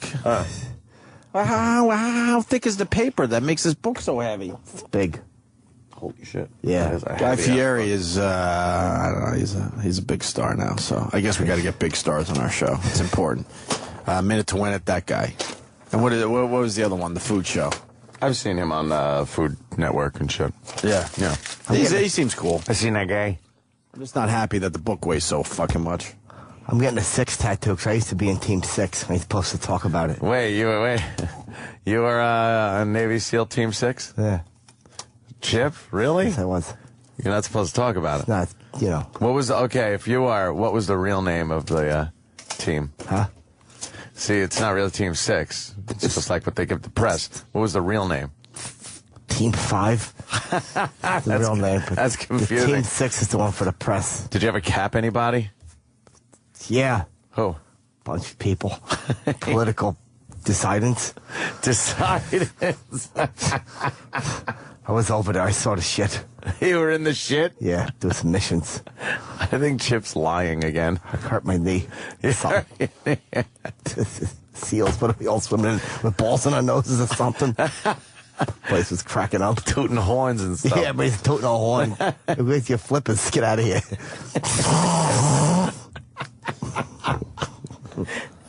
Chip. We have more audio of an Obama-Osama mistake. Yeah. This time around. Oh, who did this? Mr. Glenn Beck. You have to give President Obama credit. He made the call. Although, I don't think, hey, yeah, let's kill Obama is all that tough, bin Laden is all that tough of a call, but I'm not the one in that seat, you know? Yeah, right. Yeah, everybody's screwing up. I was just saying before the break. Before he came back. I understand you got to politicize this shit. I understand that, but one fucking day, and both sides did it. And I'm not just pointing at Fox and Glenn Beck. Everybody was doing it on TV yesterday. It's like, can't we just all fucking just kind of relax and celebrate for one fucking day? Everybody makes it about I know Alex Jones did his thing, and look, that's his gig. But wait a day or two is what I'm saying. But the self-centeredness of it, it's like, do you have to make it about you? Does everything that happens have to somehow get you some attention for yourself? It's fucking embarrassing. Shut up. Yeah, just like, you don't want to politicize it, but you can by, waiting a few days and then going to Ground Zero and giving a speech about it. Is that necessary, or is that posturing during a campaign? I think it's kind of cool, though. Nah, any president, honestly, across the board, I would expect that from. Some things are just symbolic. Bush was there right after it happened. Yeah, it was totally an amazing moment, and now having Obama down there, of course it is. But we'll see how it plays out Thursday. About the Pentagon, just go there. Yeah, closer to your house. Don't fuck up traffic here. You just don't want the traffic problem, right? Yeah. That didn't have the symbolic effect anyway, because it's seen as a military building. It's like, it sucked, but you didn't lose that many people. There's no one jumping out the fucking 90th floor. Right. I was on the 30th floor of a building yesterday, looking out, just thinking, just 3 times the height of this. People were leaping. Yeah, it sucked. At least you get to live 3 times longer. Yeah, but you shit your pants 3 times longer, too. It's not a pleasant ride down. No. I gotta agree with you there. You lose more hair before you hit the ground. Oh, please. It's just horrible. Alex Jones, sure, why not? I believe he was frozen. I believe he was frozen. Really? Something. Yeah, Gordon's fish stick? He's got a big audience. He's got a big following, this Alex Jones, and he's exposing the bin Laden hoax. Well, the bin Laden hoax already. It's never real. Can't you just be happy for the country? Nothing's ever real. Does anything ever really just fucking happen? No. That's why. Look, I don't believe everything that is told to me. Me certainly. neither. But come on, sometimes things are just what they are. Sometimes, yeah, things are Maybe real. they exaggerate some of the points of how this whole thing went down, maybe. But in the end, they fucking killed Osama a couple days ago. If your Simple as that. If your radio show is about conspiracy theories, then everything has to be a conspiracy. Everything. Doesn't anybody see the connection between radio people making it about them? There's a conspiracy about conspiracy shows. Do you think it's true? A show like Alex Jones, even just getting coffee, there's some kind of conspiracy? Yeah, there's something fluoride in the water. Does he just come into work and relax, but is everything a conspiracy? Yeah. I mean, everything. Does anybody tell you the truth? It's all lies. No, he knows people that tell him the truth. He's got all these connections. Yeah, the big guy that came to him and asked him to spin it, and then I'm like, who was it? And he didn't want to name him. They can't name names. Right. They can never name No, names. of course not. Everybody else is supposed to name names except them when they give you something like some under the radar thing that happened, which boosters their image and their case and the strength of their point. But when you say name that person, they refuse to. And that was the best part of Jesse Ventura's conspiracy show, which is now, off the air. Was he would have people on, so we would have to have their name. And if you Googled them, you found out they were like nobody. They had nothing to do with anything. Yeah. Fringe players, right? If that. Very French. If that. That Troy got me to watch that special where he supposedly revealed the JFK assassin. That horse shit on a bridge with this guy. Oh, it was fucking terrible. It was terrible. Terrible. Why don't we start with Alex Jones? Yeah. Alex announces to the world, Jimmy, the bin Laden killing is a hoax. Of course he does. He was already dead. President Obama addressed the nation late Sunday evening to say that just hours before, Osama bin Laden had been killed in the middle of a major populated city in a palace compound. Yeah. My friends, this is a complete and total hoax, and we predicted with total precision, with inside sources, going back more than 8 years ago, what would happen. Can you pause that? It's on record. Who?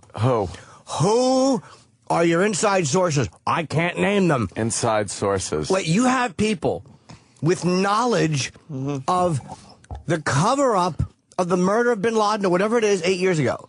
And you're not going to name them because what, you have journalistic integrity? Come on, man. I understand, you got your livelihood on the line, so you don't want to name names. But when it comes to the biggest fucking story that everyone's talking about in the world, it's time to name names. And what do you have to lose at this point?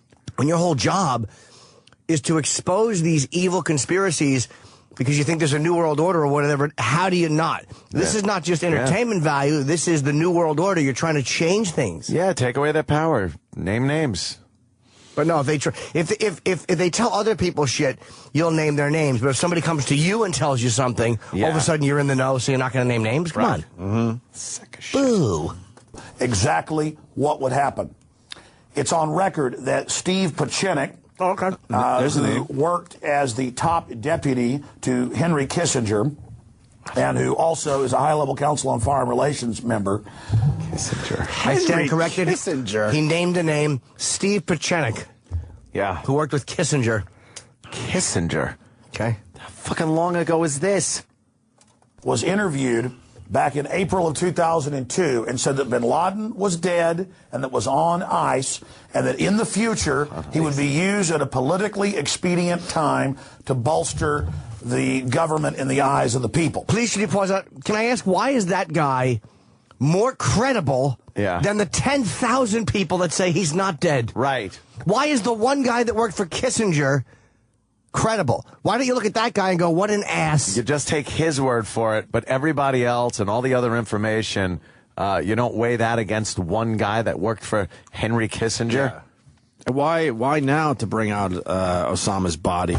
It's not even close to the election. It's not even close to the election. Obviously, Obama's having problems right now in the polls. So, all right, so let's say it boosts the polls now. That doesn't mean shit 18 months from now. When you do it a few months out? Bush would have done it during his presidency because he knew he was a hated... For his legacy, he would have done it. Of course he would have done it. Right. And that would have guaranteed... on ice. Really? No, but that's what they did. That's what they did. They saved him for the third year or the 2.5 year of a Democratic presidency, which is not going well. Well, now let's do it right before the correspondence dinner. What the fuck are you talking about?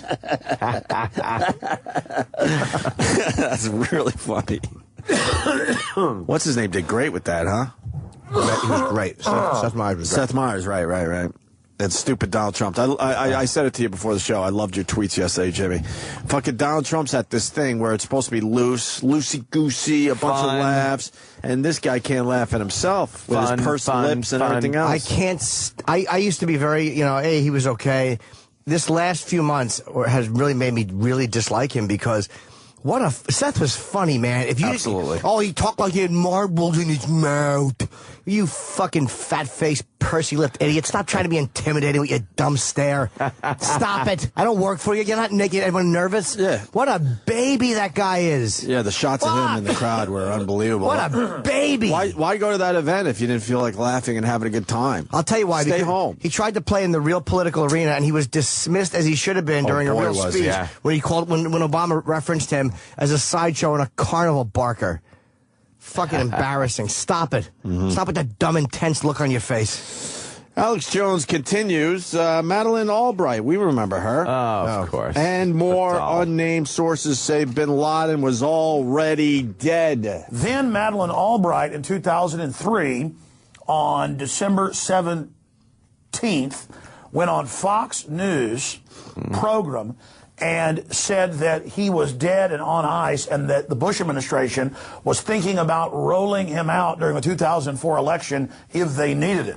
But then because of that coverage, the inside baseball was they didn't. Now, even before she went public, a year and a half after I first broke this news, I had a White House source here in Austin, Texas. You know, a lot of folks live here in Austin, but we're also in the Bush administration because they came from Texas. Bush had just been governor here. And I was told by an extremely high-level White House source this information. Separately, I then confirmed through another White House source here in Austin through a separate party. Why would people continue to talk to Alex Jones? They wouldn't. Thank you, Jimmy. By the way, I actually confirmed through a White House source that those guys were trying to steer him on the wrong track because they weren't happy with Bush. I confirmed that through another White House source. Because there's a lot of them that also come to New York, because maybe they're from Texas too, but they also come to New York. So I confirmed through a White House source that the guys he's talking about were just trying to mislead him to hurt Bush. I have a comment from a White House source. There it is. And I have a comment for that.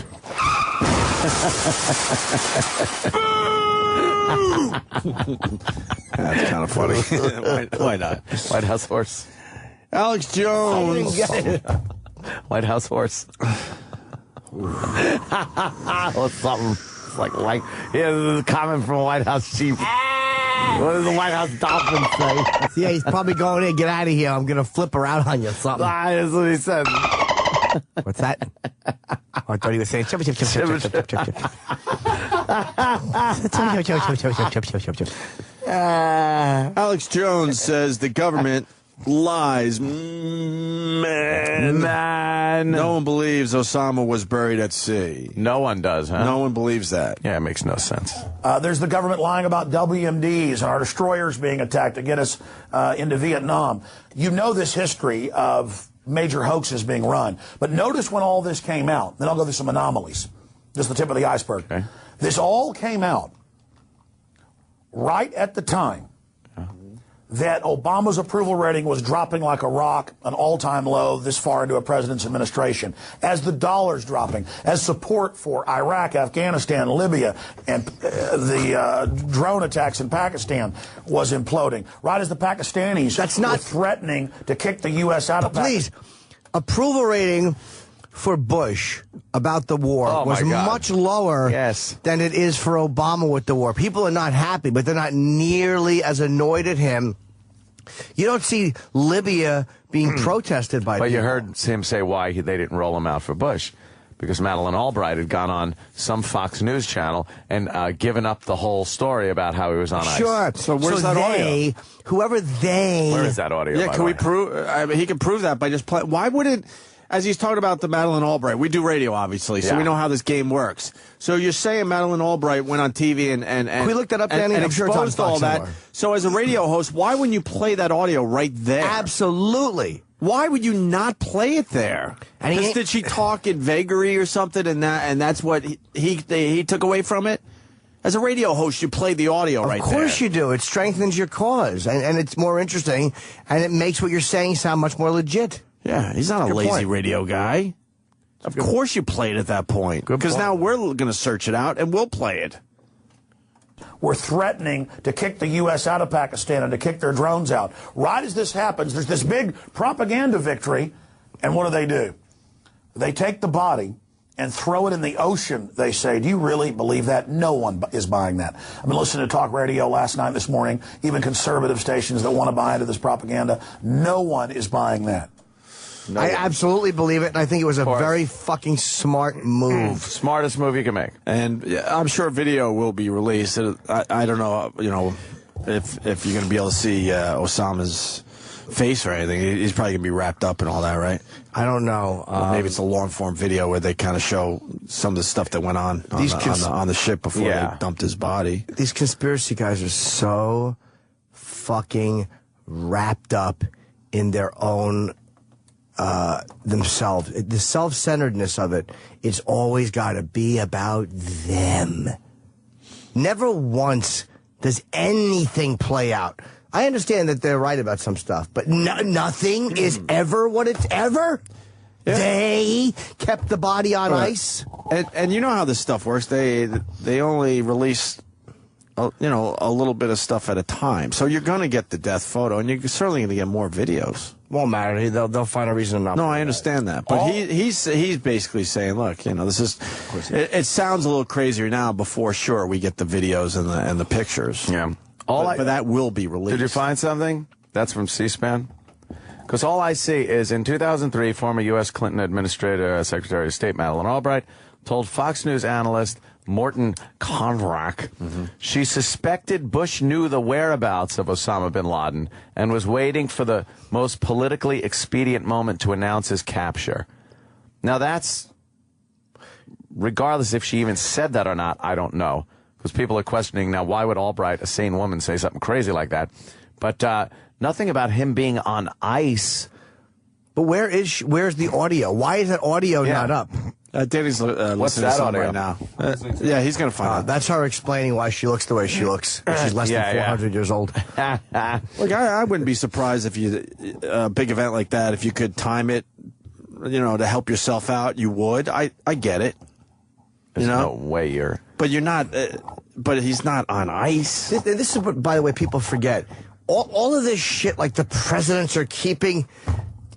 Where was all of this amazing presidential power during Watergate when a fucking security guard brought down that little dumb thing from those rented security guards ended the presidency of the United States? Where? Yeah. You bring up a great point. And last night I was watching all the coverage. I was all over the place. And one of the stations had Colin Powell on. And they basically said, Colin Powell. Yeah. Pretty fucking powerful guy, Chairman right? of the Joint Chiefs. They're like, how did you find out about Osama bin Laden? You know what his answer was? My wife told me because she heard it on the news. On the news. That's Colin Powell. You would assume there's still some kind of network in place where you might tell Colin Powell what just went down. But he, on TV last night, said, oh, no, my wife heard it on the news and she called me. That was amazing to me. Yeah. Which goes back to your point. You just assume that it's this big and powerful thing, and sometimes it's just what it is. Colin Powell had to find out from his wife that they got Osama bin Laden because she heard it on the news. Who's hiding bin Laden, frozen on ice for years? Who the fuck is doing that for any reason? Yeah. Especially a couple years ago when there was way more outrage about us being in Iraq and Afghanistan than there is right now. It's just, what he's saying is just not true there. And do you understand the Nixon thing? The president had to resign his office because they could not control that little... And information was not passed back then the way it is right now. And that spun out of control. Bill Clinton almost lost his presidency over getting his dick sucked. They couldn't shut up a fucking fat girl who took a load on the dress. Right. The most powerful guy on the planet could not shut up her or her fucking fat friend Linda Tripp. Yeah, why aren't they found dead somewhere or disappeared? They can. The president's murder, JFK. Oh, that's easy to cover up. Bin Laden on ice, they can cover that up. Fat chick sucks his dick. Yeah, why don't know what to do, boss. Yeah, why allow her to live? God, you're right. Stupid intern. Are you kidding me? If all this shit goes down like some of these conspiracy guys think, she would have been long gone. Look at what's happening to that fucking ugly Linda Tripp would have been long gone. Of course she would have. Or in England, who's the guy? It would have been some kind of hiking accident, I'm thinking. A little pusheroo. Would have gotten rid of her somehow. Of course. Well, you don't think that when Colin Powell was in the UN saying that they had uranium, that was definitely uranium, when it would have turned out to be a good humor truck? Yeah, they couldn't plant it. It was only our guys there. These guys drive me nuts because they only will talk about it one way. They never look at any evidence. Do you find it fascinating that's how Colin Powell found out?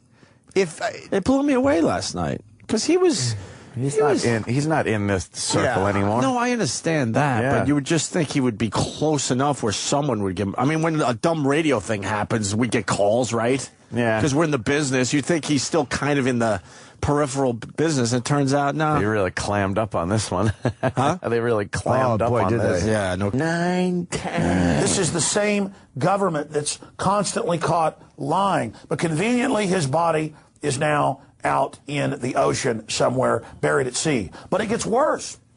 Last night, as soon as this was announced, it was all over U.S. TV, British TV, European papers, fake photos. And as soon as I saw it, I sent text messages to Paul Watson and others and said, "Hey, asshole, it's the one Photoshop picture. We all know it's fake. That didn't come from the government. No. Yeah, somebody fakes a Photoshop. What a fucking asshole. And the media did go with it at one point, maybe, but they're assholes. Yeah, they're idiots. But something like that starts as, somebody blogs it. Just somebody doing it, and everybody started passing around going, look, it's the picture. And then quickly yesterday, a lot of places said that's a fake photo, Alex Jones. You know that. Oh, by the way, still being sent that picture today. I know. People I'm embarrassed for everybody on Twitter still sending that around. Posted, and they as a picture of like, hey, here Osama bin Laden dead. Stop. You're embarrassing yourself. I sent text messages to Paul Watson and others and said, look into this. This is the same fake bin Laden dead photo that's photoshopped of him that we saw years ago. And so digging into this, we've learned they claim that they've killed him 9 separate times. But obviously, this is the big presidential announcement. They claim that they've killed... Who's they, and where's the audio, if there's audio that exists? They've said they thought they had him. Right. They also said that about al-Zarqawi when they were chasing him. They thought they had him when they got his laptop one time. They always think they have these guys. And the same way as Bush made that stupid announcement that the victory was won. They do make announcements they shouldn't make, which is even more embarrassing because then they have to take it back. Right. Because a new tape comes out. Bush was embarrassed by that one. He admitted it. Mission accomplished, right? What happened the 9 times? Why didn't they just... Well, if they had 9 times, what was this all before they actually had him on ice? Yeah, why didn't they roll them out, as you said? Big presidential announcement. They claim that they've killed other al-Qaeda operatives over and over again. They're training you to accept this type of garbage. Oh. So we've got that information that they've killed him 9 times. It's got to be hard, look, in fairness to Alex Jones, to fill 20 hours a week of conspiracy radio. Nothing but conspiracy. Well, his mistake was making his show all about conspiracies instead of it being a part of his show, right? Yeah. Because now there's more to talk about. You make it a part of your show, then you could free yourself to talk about stuff about other shit. Is black and white. Yeah. But I just don't know why. Did Alex Jones, maybe he's been saying it all along, but has he been saying that bin Laden is dead all along? And by the way, if bin Laden was dead all along, well, al-Qaeda knew that. So why would they allow these tapes to come out, or why wouldn't they just get a new leader? Like, I don't understand that. I just don't comprehend it. Yeah. All right. Does anybody believe him on the phone? I mean, he's got a big following. The phones are lit. Right. So we'll go to them after this last clip. Alex Jones exposes this PR move. And fit some plugs in for his website. Of course he does. Infowars.com. We got it. Right as our country's being imploded, right as the world government's being announced, right as we go into the Depression, here's this PR move about, boy, we're walking a little taller today, got a spring in my step. It's all a wag the dog Hollywood production. My friends, we'll continue to cover all the other developments. There's so much more at Infowars.com on the live radio there you show. Go. Boom. And the video feed at PrisonPlanet.tv. Of course. So continue to watch Infowars.com and PrisonPlanet.com. We've got about 1 million people roughly hitting the site an hour right now. This is the biggest news story we've ever been involved in, obviously, as the whole world is looking for answers to what's happened. But that's just some of the points, and more anomalies are coming out. And they announced this on a Sunday night, so they dominate the news cycle this week. But already, people are not buying into it across the board. It is a fairy tale. If you believe this, I do. Then I got a bridge I'm wanting to sell you. Good. Where? Brooklyn. Right. And I've got some oceanfront property in Arizona. Oh, nice. By the way, for the news cycle, it didn't. If you announce this on a Friday, don't worry, it has legs. That makes you sound smarter when you say news cycle. I know. Here's the thing. So, now he's saying the Depression. Like in 2008, when the stock market was shitting the bed and banks were closing, why wouldn't they fucking haul them out then? That's how you distract people. Right. But they didn't. They didn't roll them out then. No, they roll them out now. When General Motors was going bankrupt and needed government money and all that was going on. And all the bankers, the conspiracy of bankers, why didn't they roll them out then to take the focus off themselves? When the Dow was under 10,000, when, how about then? Why roll it out after Obama shows the birth certificate? Why not spread these two events out? Because the dumb birth certificate, I would imagine, helped Obama a little bit, right? Yeah. So why not spread that out? Why go 1-2 like that? It's just, there's no reason to do it right now. You would do it. Why do you let all those Democrats get the shit kicked out of them in those midterm elections? You lose a big part of your power base. Why not do it right before those? So it'll look like, hey, the Democrats are strong on. Why would you do it now when it means nothing? Yeah, keep them strong for the elections coming up. You're right. Idiocy. But again, because the conspiracy thing is the entire show, they have to find a way to marry whatever is going on into what their thing is. The facts don't matter. Hey, how's it going? Just to point more fact that conspiracy theories most of the time are bullshit. There's an interview with Bill Clinton. I really don't remember where it is, but it's online somewhere. I think it was like a Japanese college where he talked about how when he became president, something he wanted to see so badly was Area 51, and he insisted upon seeing it. And then, basically he found out that there was no aliens in Area 51. There was no secrets in Area 51. Yes, there was Area 51. Area 51. You knew then, and you did nothing. You had a spaceship, and you left it there. Maybe David could fly it.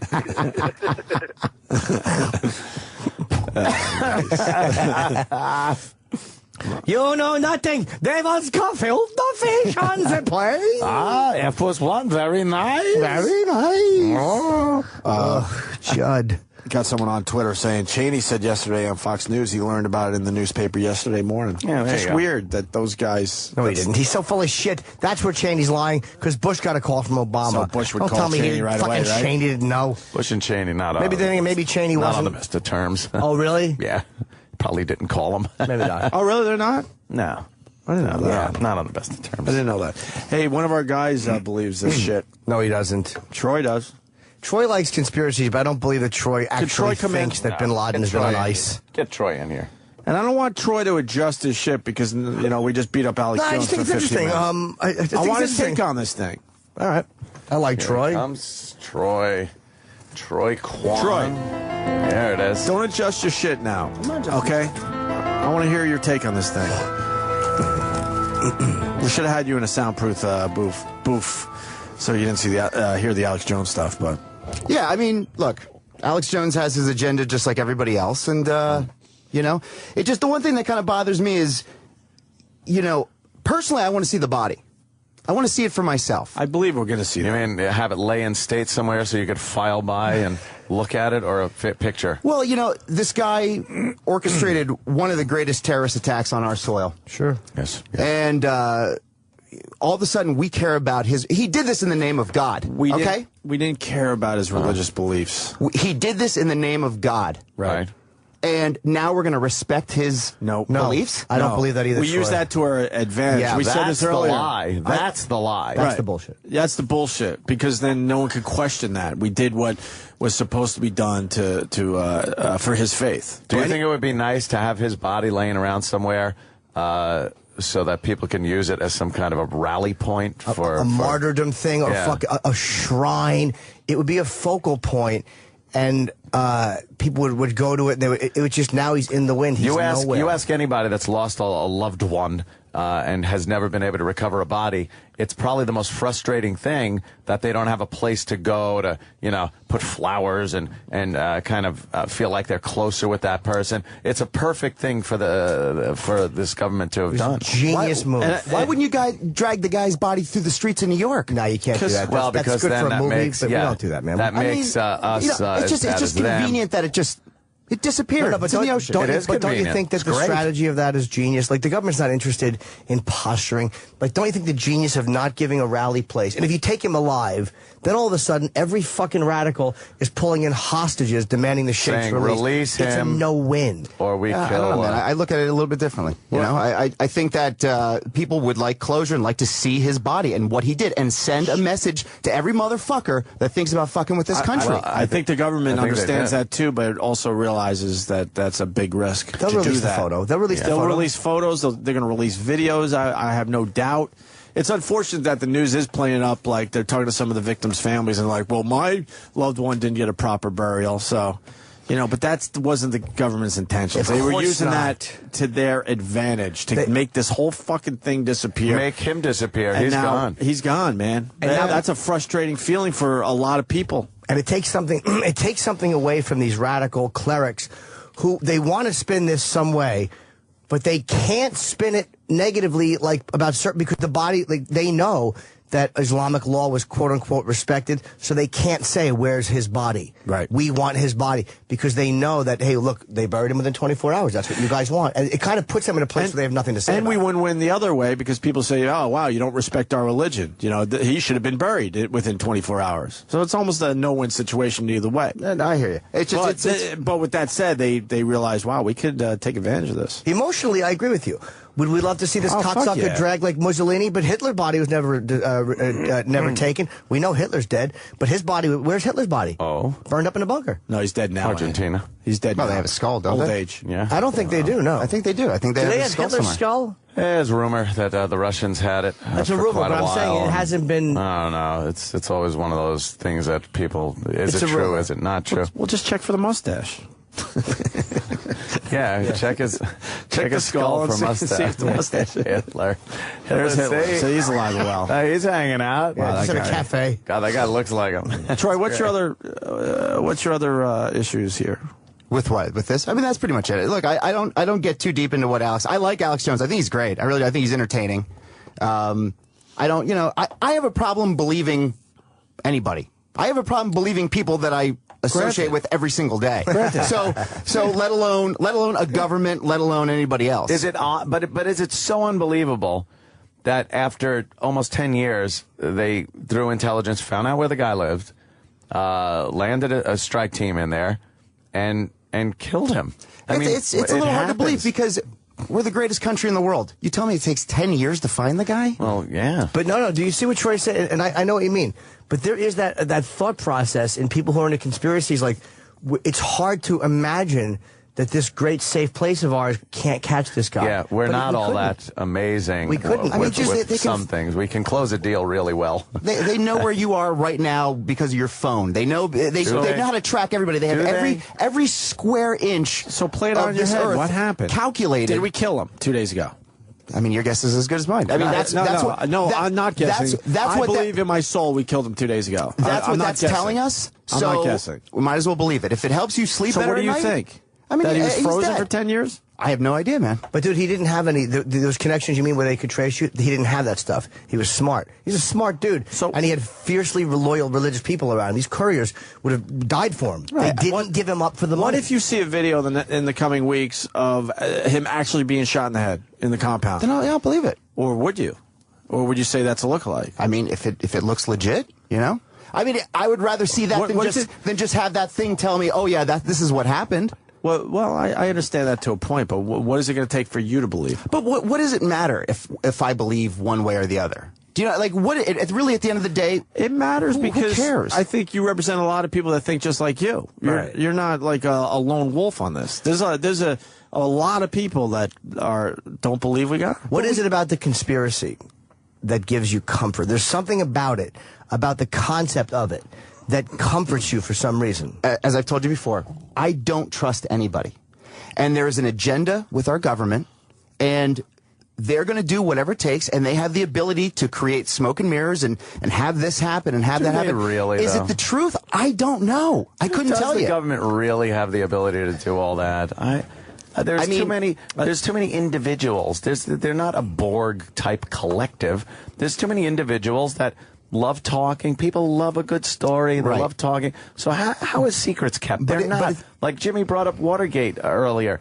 I mean, that was just, fuck up, and then people opening their mouths, and then people want to save their own asses, and it snowballed into Tricky Dick giving the old peace sign, and hopping on the helicopter and getting the fuck out of it. You don't think we've learned from that? You don't think there's a pyramid, a hierarchy, and the top knows what's going on and gives the orders and tells everybody else below what's going on? But he was the top. How come they couldn't stop Lewinsky or Linda Tripp? That's a great point. Fucking nobody. That's not that long ago, dude. Troy. That's not that long ago, and the effect they had on the government was huge. Well, they allowed the fucking chairman of the Joint Chiefs of Staff to humiliate himself and make the U.S. look terrible in the fucking UN. They couldn't control that. Like, when people look at all of these major things that happen, and the conspiracy guys never balance that and go, oh yeah, that type of shit does happen there too. How about Iraq just fly into the middle of a barren desert that we control every inch of, fly in a few drums of fucking nerve gas, bury them in the desert somewhere, and then say, look what we found, complete justification for the war.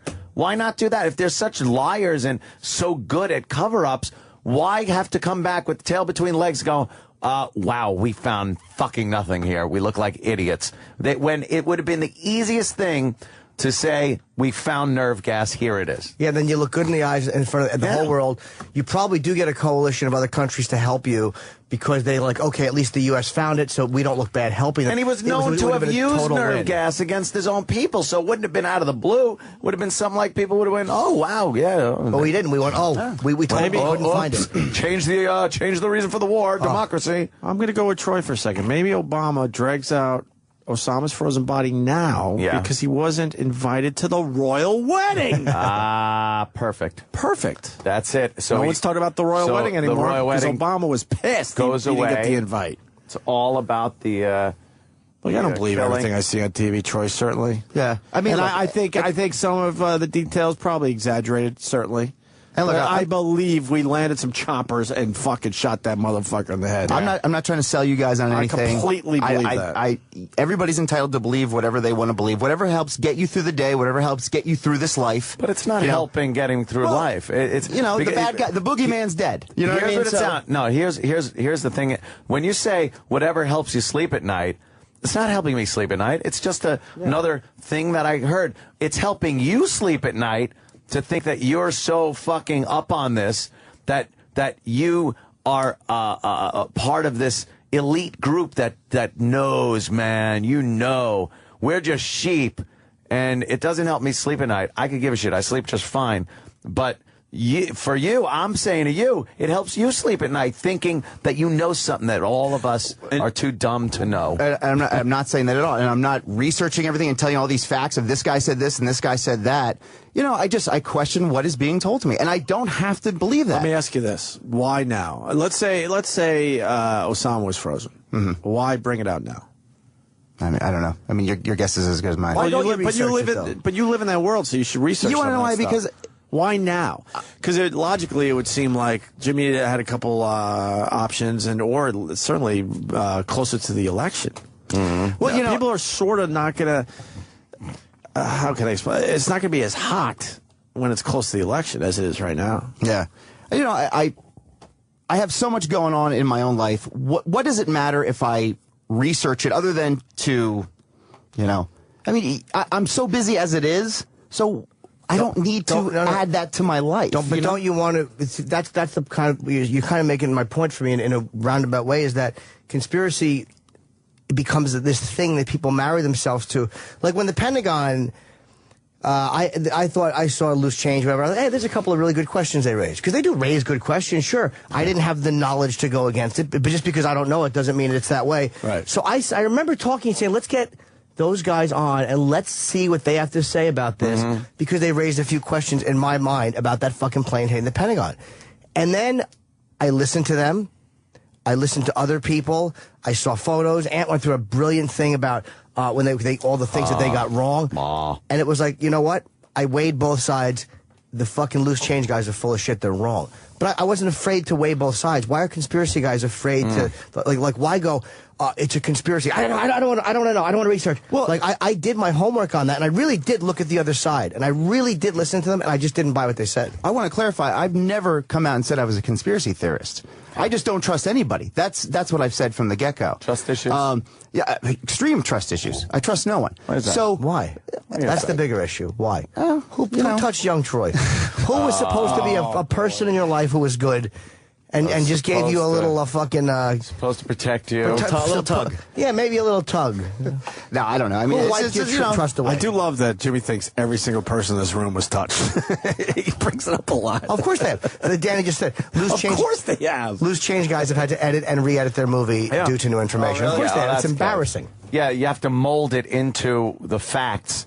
You got to mold your conspiracy because the facts have come out. And please. But I mean, you look at something like 9/11. Okay, cool. This is what they tell us has happened. Okay, fine. Black boxes. Where are they? They're gone. They just disappeared. But we found a passport. It's just those little things that you're like, oh, really? Like, how does that all make sense? You know? You know, it makes sense. It's probably easier for a passport to survive than black boxes that survive than a black everything else. Why couldn't they just program a black box? Why would you wouldn't believe the black box easy? Because they would just, dude. If they could orchestrate what these people think that they've orchestrated, you think they couldn't fix the black box? It would prove their case. They have air traffic control radio back and forth. You can't tell me that doesn't make sense. A black box. They found nothing. There was rubble and dust. So all that shit that just turned into desks, computers, chairs, bathrooms, everything turned into a fine dust. People, just dust. They didn't find shit there as far as, you know how much office equipment was in the World Trade Center? They didn't find any of it. It doesn't mean that someone secretly removed all the furniture the day before. It just means that so much energy was being expelled at that moment that everything turned to dust, including the plane, the black box, except the only the things that lived. But you know what? But an explosion blew that out. Let me tell you something. There was also a fuckload of paperwork from the World Trade Center that blew past my apartment in Brooklyn. Blew past my apartment. Paper would more readily survive because of its, it floats down slower. It got out of the building. So a passport coming out, I could see an that. Explosion. I actually have a piece of paper from the Trade Center.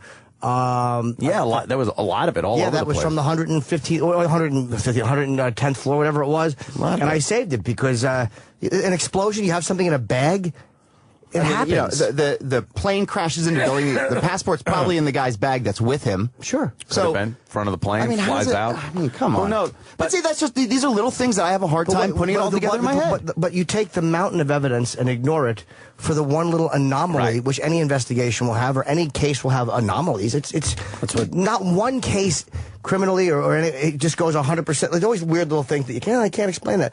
But like a conspiracy will take that little grain of salt and use it to somehow explain away a mountain of evidence from the other direction. Right. And that's why I can't buy. I find that, and I don't mean like you're not an honest guy, but I find that the idea of a lot of these conspiracies is based in something that's what's the word? Not selfish, but there's a self-motivation there. It's comforting them. It's doing something for them. Getting back to Osama bin Laden and Alex Jones, why didn't he play the audio of Madeleine Albright? I mean, I can't answer that for Alex. But you work in radio, obviously. Yeah. So if you have this evidence, why wouldn't you play it for your listeners to really hammer your point home? That would make sense. Do you have it, Dan? And also, really fast, too, there was another point by Alex Jones that I want to make clear. He says that they did it on a Sunday to get the news cycle. No one was awake on the East Coast. Most of us were in bed. Do you really think they need to announce it to get the news cycle? Of course. Monday morning as everyone's getting waking up. It's going to make the news no matter It makes the morning newspaper. That's what it did. No one cares about the newspaper. You know what? Everyone reads the Drudge Report and Huffington Post. That's immediate. They love these pictures, though. Everyone was celebrating in the middle of the night. Kenny picks me up. I'm like, wow, I really thought, stupid me, because we work pretty close to Times Square. I'm thinking in my head, we might have a tough time getting in the building this morning. They're still celebrating. Guess what? There wasn't a soul in Times Square when we pulled up at 5:30. Not a soul. So if you're going to orchestrate this thing, wouldn't it be Monday morning? Now you got Times Square packed all day, Ground Zero packed all day. I would think this is probably having that, but is probably more important than having people hanging out in Times Square. I'm just going with Alex Jones and said, perfect news cycle. It wasn't a perfect news cycle when the news hit at 11 o'clock on a Sunday night. Yeah, but it was just in time enough to make the morning papers. No, it wasn't. No. It was on the papers yesterday. It was, but it was more of a pain in the ass. They had to call people back. As a matter of fact, I believe the Wall Street Journal didn't have it because they couldn't get back and redo their paper. But dude, the news Most papers were able to do it. You're right, but some papers were not. But it's not. It wasn't perfect timing. It's not 1965. Most people, everyone goes to the Drudge Report and the new papers now are they're a day behind on everything. Oh, yeah, they are. Like, it's not the old days, man. It's all immediate news on the internet. I realized, we've been preparing for this radio show for many years by reading the newspapers. I realize I now just do it out of habit because I'm looking at stuff going, I already know this. I know this. Like I have ESP or something. I don't know. I'm like, I know all this stuff already. Why is it in today's paper? You're supposed to get new stuff. News. That's why they call it new. Right. Nothing's new anymore in newspapers. New. It's old paper. That's a good one. Former Secretary of State Madeleine Albright, we said it before, told Fox News analyst Morton Kondrak yesterday she suspects President Bush knows the whereabouts of Osama bin Laden and simply is waiting for the most politically expedient moment to announce his capture. Kondrak made the announcement about what Albright told him backstage before an appearance on another Fox show on Special Report with Brit Hume. So she never said it on the air. This is this guy saying what Madeleine Albright said backstage. Right. And he's saying that she said it on a Fox News interview show? Yes. So maybe there's no audio of it. Right, there's no audio of it. So maybe either A, she believed it, or B, she says like, oh yeah, he's probably just waiting to, knows where he is, waiting to jump got him on ice, and he'll break him out when he needs. After some further reading, it said that when she was asked about those statements that she had made, she said that she had made them, but she was clearly joking. Yet Morton Kondrak, or whatever his name is, claims that there was no sign of a smile on her face. You ever see her face? There's no sign of anything there, but no, that's who she's going to say it to. You need moisture to smile. Yes, moisture's gone. That's who she'd say it to for real. That guy from Fox who would talk about it. That's exactly how it would work. But brilliant, Alex. But Alex takes that and lies. Sure he does. And says it on a Fox News program. I guess technically it was a Fox News program. She was getting ready to go on. Because his fan base isn't going to research this. They're just going to repeat what he said to other people. But why all of a sudden is this guy from Fox credible now? Now, why all of a sudden is Alex Jones saying that Fox is a credible source of news? I realize Fox is opinionated, but why all of a sudden when Fox is nothing but a propaganda machine to that guy, now, because she said something backstage and this guy repeated it, now all of a sudden Fox is the most credible place in the world? It's bullshit. I could almost believe if Bush knew where Osama bin Laden was, he could use it to his advantage politically, almost. But there's also incredible risk if he fucking blows it. Yeah. If all of a sudden, Osama moves or what have you. What have you. When you're hunting, when you're hunting the biggest enemy of the United States, you have military commanders to listen to. There is nobody you can sit down with and go, hey, look, I'm not doing well on the polls. These guys have soldiers being blown up. They don't give a fuck. These guys go way beyond the polls because, again, the conspiracy theorists want it both ways. They say that the president is kind of a puppet and being told, but then bin Laden is fucking captured and make it look like the president orchestrated it for his own good. So which is it? And I believe they got a lot of video and pictures right now, but the administration's going to take their time and spread this out a little bit. And they watched it. Because they're going to take advantage of it now, yes. Why wouldn't you? Why would you put everything right up front? Like, here's everything. Boom. Just release it a little piece today, a little piece tomorrow. Take the weekend off. We'll do a little more on Monday. I believe that shit. Sure. They're going to take their time with it now. But I guess Fox is all of a sudden, I guess today, because Madeleine Albright said something joking backstage to a guy who I'm sure that she would have confided in, because that's what you do. You confide with a guy on Fox backstage. Like Jesse Jackson when he said Hymietown to a reporter and couldn't believe the reporter, Milton, whatever his name was, went public with it. Like, do you think these people are that stupid that they're going to say something? She was having a moment with a guy joking around, and this motherfucker took it and made it about himself, and guess what she just said? Get the fuck out of here. Alex also says the birth certificate's bullshit. Yeah. Of course it is. What's his issue there? Well, I mean, there's a whole list of reasons why he gives, I mean, starting with he was said as black on the birth certificate. At that time, you would have said Negro or he said African, I believe, on the birth certificate, and at that time you would have said Negro. And there was a couple other things that... But even, like, the Republicans have backed down from that issue. This is just what he said. I don't know. I love hearing it when you guys mix it up with them. I really do. But don't you think it's interesting? I'm not selective, like in the way I process information. That's what bothers me about conspiracy guys. They're not, to me, they're not straight shooters. They fucking don't process it the same on both sides. I don't discount everything that looks weird. They discount everything that doesn't go with what they want. And thank you, Nathan Brimmer on Twitter. Wall Street Journal gave out free papers yesterday because they didn't have the fucking story. So, like, here's a free paper today. We fucked up. We didn't get it out in time. And it's like no one gives a shit about the Post. I mean, the news cycle. There's 24-hour Fox, CNN, headline news are 24-hour news machines. That is a great point, but also an Osama bin Laden dead thing, it goes way beyond a news cycle. Of course it does. We'll be talking about this for months. But again, he had to explain why it got announced. Instead of going, this is when it happened and this is when they announced it. Again, when you're in that world, it's all about you, and somehow taking that little grain of fucking salt and fucking ignoring this mountain of evidence. So you have to make it about you, and that's how you explain it. I want to get Roger on from Hartford. Right. Welcome aboard, Roger. Hartford. Roger, what's up? Good morning, buddy. Roger. Hello. So, Jimmy, do you think it's outside the realm of possibility that all the details of this are as they're being portrayed? It depends. No, like one detail I think could have been betrayed differently, unless maybe the video will say. It wouldn't surprise me, like I said, if his own bodyguard had killed him for martyrdom because he didn't want to be captured alive. That was a fact I said immediately. Could have been not true. I don't know for a fact if it is or not. Okay. So I guess the only point I had was I wasn't understanding your argument, for one, and secondly, I think it's a little curious, just slightly curious. Obama just started a re-campaign to fund his campaign exactly 10 days ago. We also knew that the Pakistani government was very close to finding this guy. They've had him pinned down since August. There were rolling blackouts in the area by the Pakistani government. It's usually the tactic and the strategy you would use, like getting indoors, that sort of thing.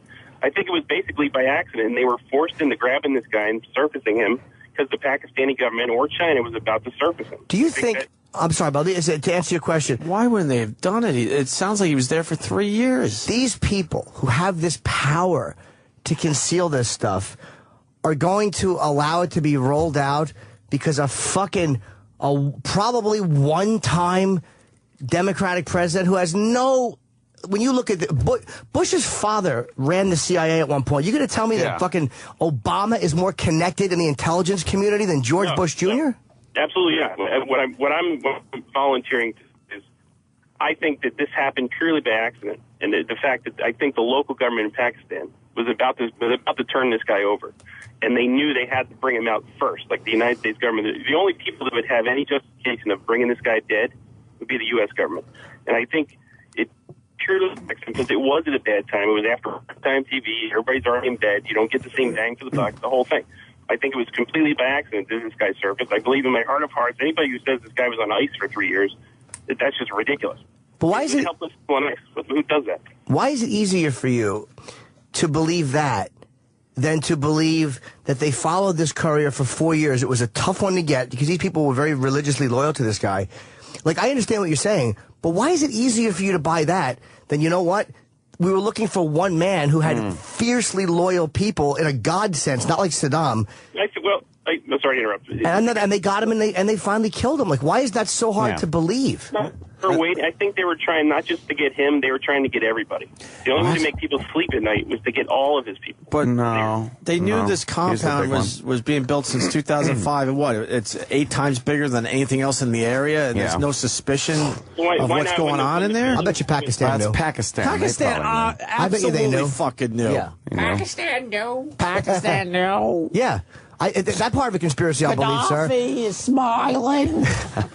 I believe that there were people in the fucking Pakistani intelligence community that knew. Absolutely. Yeah, let's go with this thing. So they use this to Obama's advantage, let's say, okay? Well, what if it comes out that Obama knew anything and this was all pre-planned? He's fucked. Everyone is So now ruined. you have to take that chance, too. Hey, you've never watched Cold Case Files, dude? Some of those fucking cases are 10, 20, fucking 30 years old, and they find these motherfuckers, and it's like, well, what took them so long? Well, when you look at the backstory of how these guys were really evading the law, changing their names, not using phones, picking up whole entirely different lives, being sheltered by family and friends, you realize that's why it took so long. But then eventually, when they get him, you don't think, oh, did they really get fucking John Smith, the murderer guy? It's just because this is, Osama bin Laden, that it's a big deal, but it really is just a cold case file. Yeah, I mean, I believe, I don't think they've had him the whole time. I do believe they've had him since August of 2010. And they've been waiting, not for an opportunity to, bolster Obama. They're waiting for an opportunity to grab all of his guys at once. Oh, well, you know what, though? Don't look at who they already got. They already got Khalid Muhammad, who was number 3. Yeah. Al-Zawahiri, we don't know where he is. Fucking Al-Zarqawi is dead. The guy that took... Almost all of them are caught. If you look in the paper today, all of them are caught except for the Egyptian. And who's the other guy? Al-Awlaki, who I think is in Yemen, and we already have fucking targeted. Is he the American one? Yeah. But who else are they going to get, bro? I mean, they've already gotten most of the major players in 9/11. Yeah, agreed. I'm just saying. I wasn't trying to blow holes through your comments. I was just trying to say it's possible. It's not outside the realm of possibility. I don't think that's far-fetched, Roger, what you're saying. Maybe, but most people in this country don't know who al-Zawahiri is. Right. But they all know bin Laden. And that was chopping the head. They said chopping the head off was a huge fucking get. Pakistan knew. I bet you a lot of those guys did know. Give me a break. By the way, if they can do DNA in a few hours, which I believe they can, why are the fucking convicts fucking waiting for X amount of months and years to get DNA priority? But I mean, like, these are guys who are in jail and they don't fucking belong in jail. It's like not important. That's where tax dollars should go to. Fucking freeing innocent people. I would like to know. Well, that drives me nuts. They do have that foundation that fucking Barry Scheck. Yeah, I actually like that. But I would like to know. I would like to know the statistic between how many DNA tests are done and how many actually come back as innocent people, and how many come back as you fucking did it, asshole. Sure. And see if that's why they take so long. They prioritize it. If you're looking for a fucking rapist that's out on the loose, right? I would think that takes priority, especially a nice immediate case that's something that just happened. Sure. I think that would take priority over a guy that's in prison, that, especially if the statistics prove that most of the time they aren't innocent. But the Innocent Project Innocence with Scheck, yeah, they review every case, and they only take ones where they believe that the person actually did not commit the crime, not a legal technicality, not illegal search and seizure shit, but where they really even then, I wonder what their record is. I saw a show on it. I could not believe how many people were released after 20 fucking years. Yeah, man. that's crazy. Be in prison in this, supposedly the freest country. In prison, you didn't do it. When you think how many people are in prison, fucking 3 years for DNA tests, it makes me sick. It's terrible. And that's probably more legal wrangling and prosecutors that don't want to lose prosecutors don't want to lose the stat. Don't want to lose the stat. Yeah, believe me, I've been watching The Wire, so it's it is kind of interesting watching how some of the government officials and the police brass. And you watch it and just go, Jesus, you know that shit's happening. They care more. Yeah, I'm just a few episodes into season 4. Yeah, there's some dirty shit that goes on. Oh, it's crazy. No surprise, but all right. Thank you, sir. Troy, and thanks to Troy for having questions. I am going to go into the bathroom and shit and shit out my nose. Yeah. I am so clogged up right now. I have to fucking get rid of this, and I can't do it in here. Why not? I need a mirror to make sure I don't have snot all over my face when I'm done. Believe me, it's that fucking bad. You don't sound clogged, though. No, I feel it right here. Yeah, right in the throat. I've been swallowing like crazy and coughing on mic. All right, I gave up on the cough button. It's like, sorry, people, you're going to hear me. we got Guy Fieri coming in. He's okay. His book weighs 52 pounds. It is a large book. It's called Food. It's called Food. Is it just called Food? Oh, look, E-Rock perked up like a dog when you blow a whistle. E-Rock, you know anything on this Guy Fieri? Yeah, what do you know about this guy? I liked his Food Network show. His garlic butter saw. Which one did he do? Diners, drive-thrus, and dives. Yeah, I saw a few of those. Oh. It was pretty good. Yeah, I've seen this guy. What does he do? Like eat shit? He makes shit. Food. No, I don't think he doesn't really. He eats more than make, right? Yeah, something like that. Or he looks at what other people are making. He looks at what other people make, and then he tries it out and says, "This is delicious." Yeah, it's good stuff. Good stuff. So, what's that video they're showing down there on Fox? Is that video through the compound? That looks like it's exclusive. What are they saying? So it does. Well, I don't know what this is. Yeah, I know. Why don't you have all that shit on the screen? Why don't you explain what the video is? Exactly. How about instead of the levee point and stock, you tell us what we're watching? God, I don't even know. It's green. It's the lawn. Yeah. What is it? They even fucking cut off. Is that part of the compound? Exclusive. Exclusive of what? What are we watching? I don't know. Well, they assume most people watch it. I see a big wall. Oh, yeah, that's the bloody blood. bed. Oh, I think they got him in the bedroom or something. There's a new video. He was like, rise and shine, asshole. This is after he was already gone, though. I just like... He's going for the alarm clock. I just like knowing that I had a much nicer apartment when I was doing shitty overnights in Buffalo than Osama bin Laden had at the end of his life. Did I say it again? Yeah, no. I said it, right? Yeah. Okay. You said it right. I know. My apartment was way better. I was making $14,000 a year. Poor guy. Guy Fieri's coming in. And maybe, can we finish this round of most annoying 30 seconds? We only have four left in this round. Please. Before we move on to the next round. I'm dripping snot. All right, go. Sirius XM, the virus. Yeah, this is the Opie Anthony Show. There you go. I like this one. Turn it up. Gonna have Guy in here in a little bit. Guy Fieri. Guy Fieri. Got a very heavy book. Did we talk about what happened in D.C.? What happened in D.C.? The 13th of the month, Antisocial Network. Oh, my God. What happened? It's going to be great. Oh. The ticket's still available. And in Seattle, we got a bunch of them. Go to antisocialcomedy.com. I have not been promoting that like I should. Very good. Hockey taking a back seat, but the Bruins beat the Flyers last night 3-2. Yeah, it's hard to compete with. And someone almost paralyzed himself. I forgot his fucking name. Did you see that Christopher video? Reeve? No. Oh. Christopher guy was pretty much charging Flyers player. I don't even have their names. Why am I even putting this up? I know what you mean. Really stupid. And then he kind of misstepped and did a header right into the boards. Yeah. And I'm thinking, fucking paralyzed. But sort of skated off the ice, and then I guess he went to the hospital. Was it Denny Shirk? Yes, holy shit. See, I watched the hockey news. The stupid pursy-lipped idiot on television. Embarrassing. Oh, God, he is a wreck. You're fired. Shut up. You're fired. Big dumb DSLs. Not a fan, huh? And it's not about his politics. I just think he's an ass. Most annoying 30 seconds. So we're in the middle of this current round. We got 4 more to look at, and then we'll move on to the next round. How's that sound? Yay. Sounds good. All right, let's do this then. Let's try to make this painless for the listeners. Here's Lucas Hunton and his most annoying 30 seconds. Lucas Hunton, what's he looking for, like a rabbit pelt? I get it. I know. You say things that make me insane. Boy, then you just go. Because you just said it was hard to believe. Is it fun? Yes, Is this fun? When you go, when I say something, you go. Because you said it was fun. Go.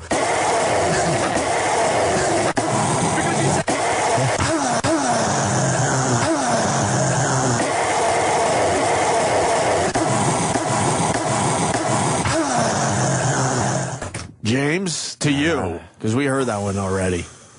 Should that move on to the next round? Yeah, for the most annoying 30 seconds contest. I would say because it's hard to. I don't know if that's that annoying though. It's funny.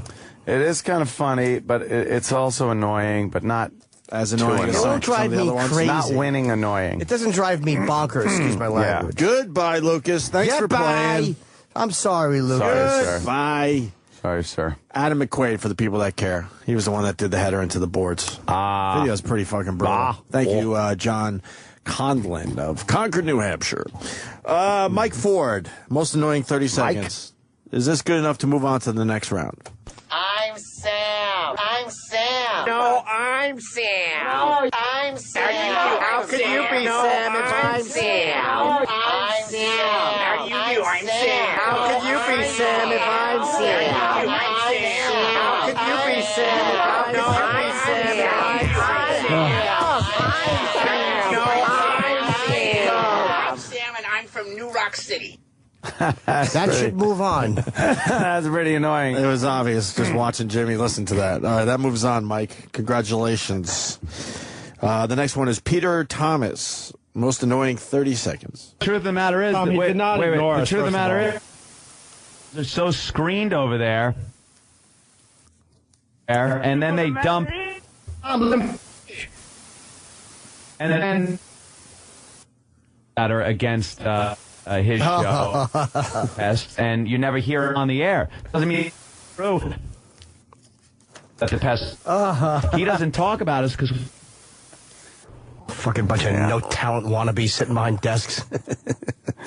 See, that is really that is really creative and annoying. That has happened to all of us listening to satellite radio. Because people now think that their radios were fucked up. No, that's what the guy decided to do. And people are absolutely thinking that their audio is just screwed up now. Listening back to that, no, that was the clip. That's what makes it so That's what fucking makes it annoying. Yeah. Oh, look at this. The wonder of the internet. And now here's the guy doing... Oh, what do you think of that guy? He obviously moves on. Oh, yeah. Because that's really annoying. That was great. Here's from the last night's game. Watch this. Misses and boom. Oh, Sam.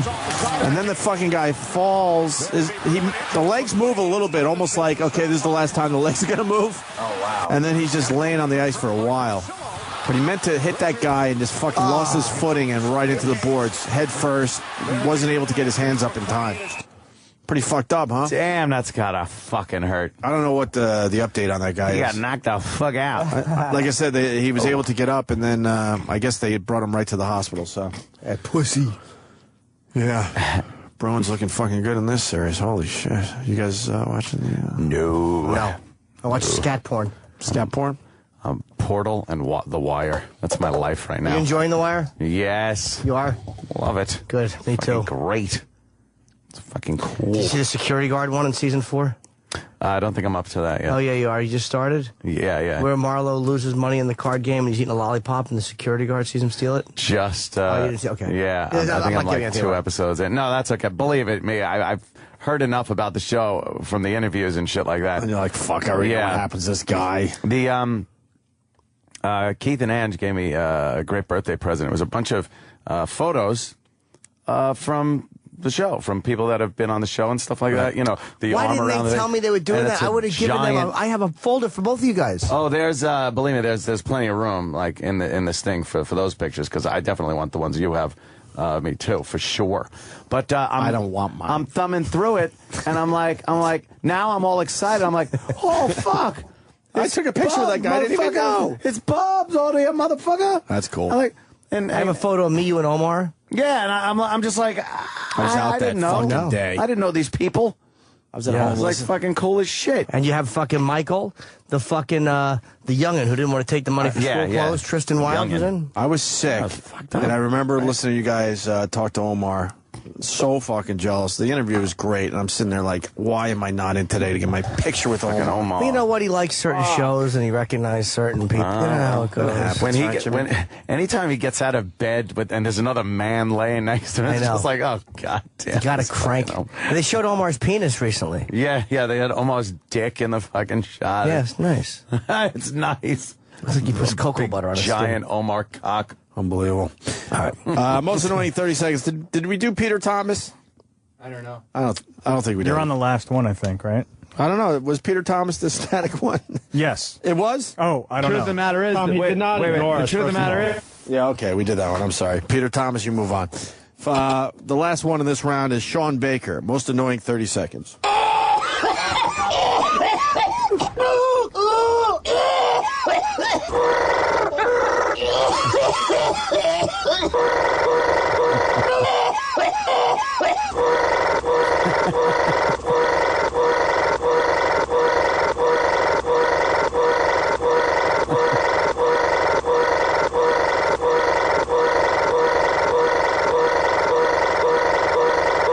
Oh my God, dude. Was that a pickle jar?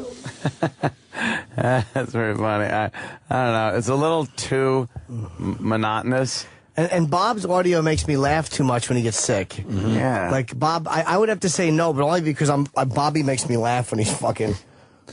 All right, well, we need to get rid of somebody, so Sean, let's get rid of unfortunately, Bob. it's you today. Sorry, Bob. Sean Baker, thanks for playing. So that's it for that round. We are now down to 1, 2, 3, 4, 6. 6 people left in the contest.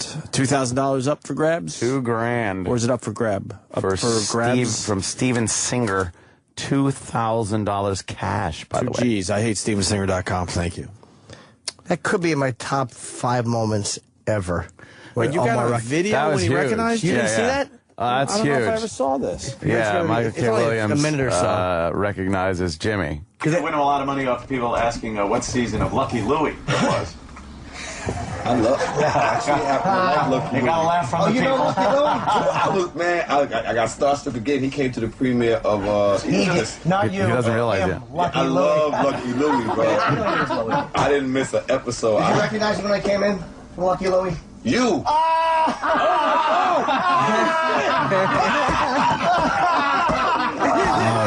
He gets up and gives him a big hug. Yo, you the neighbor, the crazy fucking neighbor. Fucking Omar. Oh, this has pissed me off. This sucks. All the time. Oh yeah, Rick Shapiro. God, fuck, I Someone love that check shit. Norton You to got see me if he's cursing, harmed. man. Damn. Dude, no. You don't know how much this pisses me off. Because I hate when he really likes an actor and they come in and know the motherfucker. I hate it. Lucky Louie. Dude, I watch that shit every time. Every Made the week. joke to goof on him and it backfired. I'm thinner now than I Shut up. was then. That's probably why he didn't recognize me. A man walks in shape.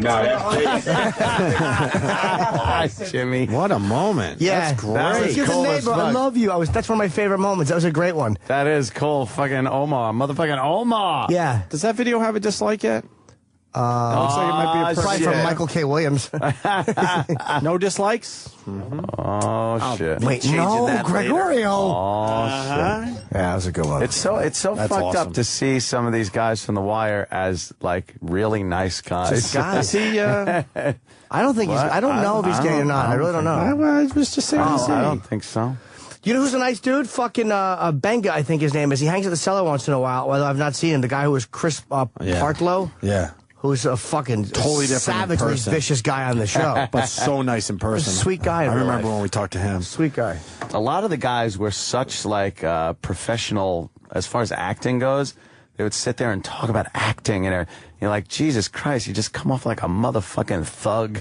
Lance Reddick, when he was in, remember he was in K-Rock to promote, and then you realize how much he took his shirt off in season 3. You're like, that guy doesn't have an ounce of fat on him. Like, it's all they're doing is showing his ass and stomach. In Which one was he? He was the Ethiopian guy? Daniels. Yeah.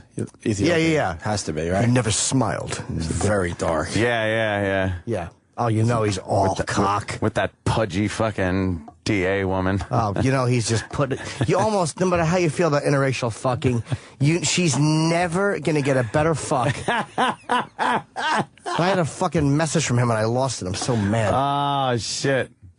Stay up at night thinking That was a about good it. one. Yeah, because I broke my iPhone when I was in fucking LA because it wouldn't work and I smashed it on the floor. And it was on there? It was on there. He's fucking good, man. Definitely. All right. Why don't we... You have more audio? No, that's it for that round. Oh, I thought we had more. So we're down to 6 people, so... My sweet. I think the next time we play the most annoying clips, we've got to get a winner. Yeah. All right, is everyone allowed to judge? We could just sit here, play them all, and then get a winner? Each other? Just That's judge all we each- do anyway. That's all Do we that do. every fucking day. Enough of that shit. I'm looking forward to the contest that we're going to have. Which one? The fucking... Like where we're all just doing, it's about time we all got out rollers, settled this once and for all. Yeah, settle it. Settle it once and for all. How awful would that be? Oh, it'd be terrible, because I know it'd be cold in the room. I'd be trying to make excuses. Me and Jimmy were in the bathroom the other day, and we're because of circumstance, of course, I'm pissing in one of the urinals, and Jimmy walks up right next to me in the urinal right next door, and they have those little partitions, and Jimmy grabs the partition and shakes it and goes, "Don't you hate these things?" I stole that from a comic in L.A., I have to confess. It's fucking so funny. Yeah. That's like, and there was someone else in there. Don't you hate these things? No. Yeah. I love those things. I don't. Keep you from having to hide your cock from a meat peeker. Oh, they just made rest areas a place to shit and piss. Boo! Attaboy. Who's what's that, about an 8 1/4, 8 1/2? I like how it's a tape measure and then a box of Camel cigarettes to show scale. What's he packing? I don't know. It's not an inch. It's in centimeters, isn't it? Well, then why don't you do some fucking... Must be a European. 21 centimeters. Get close to that thing. Tell us how fucking long 21, and he's not cheating, because if I had the ruler, I would actually, like the tape measure, I would actually turn it upside down and hook the one part in my asshole and start from there. 8.3 inches. Is it 8.3? You would measure the root? Oh, from the back. You would go right from the root? From, all taint and fucking dick and come around the top of the head to the back. I wish my dick was like a fucking 1.5 inches bigger. I like my dick, but 1.5 inches bigger would make it mighty. That's it? Mighty? You want mighty? Well, for me, it would be mighty, because I'm a small guy. Mighty cock. Bigger cock. Remember that redneck that did Sweet Home Alabama and other fucking songs on YouTube? With the greasy hair and the glasses. Oh, yeah. The missing teeth. She's like a YouTube sensation for her shitty fucking songs. Sensation. She decides she's so good and so popular on YouTube that fuck singing everyone else's songs, I'm going to make my own song. How'd that work out? Well, the song's called Sunny D and Rum. Nice. Sunny D and Rum. So let's take a listen to this. You know who I'm talking about, right? Yeah, I think so. You know Sam? A visual on this? Yeah, not a visual, Sam. Sam's concert, he's writing for the 10 o'clock show. I was getting live reads ready. Getting, Ooh, talking shit to the boss? I guess so. What is all of a sudden, Anthony? Just a fucking sounding board for you to fire insults at? That's all I am. I love how this 10 o'clock hour has now turned into Sam getting mad when we go past 10. Oh, like, hey, excuse me, it's my fucking show now? Cutting into his time. It starts at 10 o'clock. What are you, Carol Miller? We're going to make you hang out in a mailroom soon. Oh, that's very funny, by the way. She's still doing it, though. She's on one of these classic fucking channels. Yeah, she was nice. I met her once. She was actually really nice. She asked how you guys were. She was really cool. Like I said, I have no fucking issues with her anymore. Nah, she's cool. That's a long, long time ago. Sunny D and Rum. Hello. I'm going to be doing an original song that I wrote called Sunny D and Rum. Yum. Yum. Whoa, Sunny D and Rum. Yum, yum. It's a flavor I just thought of. Oh, Sunny D and Rum. Yum, yum. It's so good I can't get enough. Oh, Sunny D and Rum. Yum, yum. Think I'll run and get 5 million, 6 million hits, huh? Yeah, just sit there at home going, this fucking sucks, or in your car. 6 million views. 6 million views on shit. that. Yeah. Sunny D and Rum, yum, yum. It's so good I can't get enough. Whoa. Oh, Sunny D and Rum. I think I'll run and get me some. Whoa. Sunny D and Rum, yum, yum. I think I'll just drink me some. Yum, Sunny D and Rum, yum, yum. Yeah, Sunny D and Rum, yum, yum. It's so good. 6 I can't get enough. million. What a disgusting pig. The fuck, man. What a disgusting, morbid pig. All right, listen, we got Guy Fieri right outside the studio, so let's cut this break short. Go to break. And next, we'll have Guy in studio. The virus. Get in touch with the Opie and Anthony Show. 866-WOW-1-WOW. now. Send your feedback to feedback@opieandanthony.com. Opie and Anthony.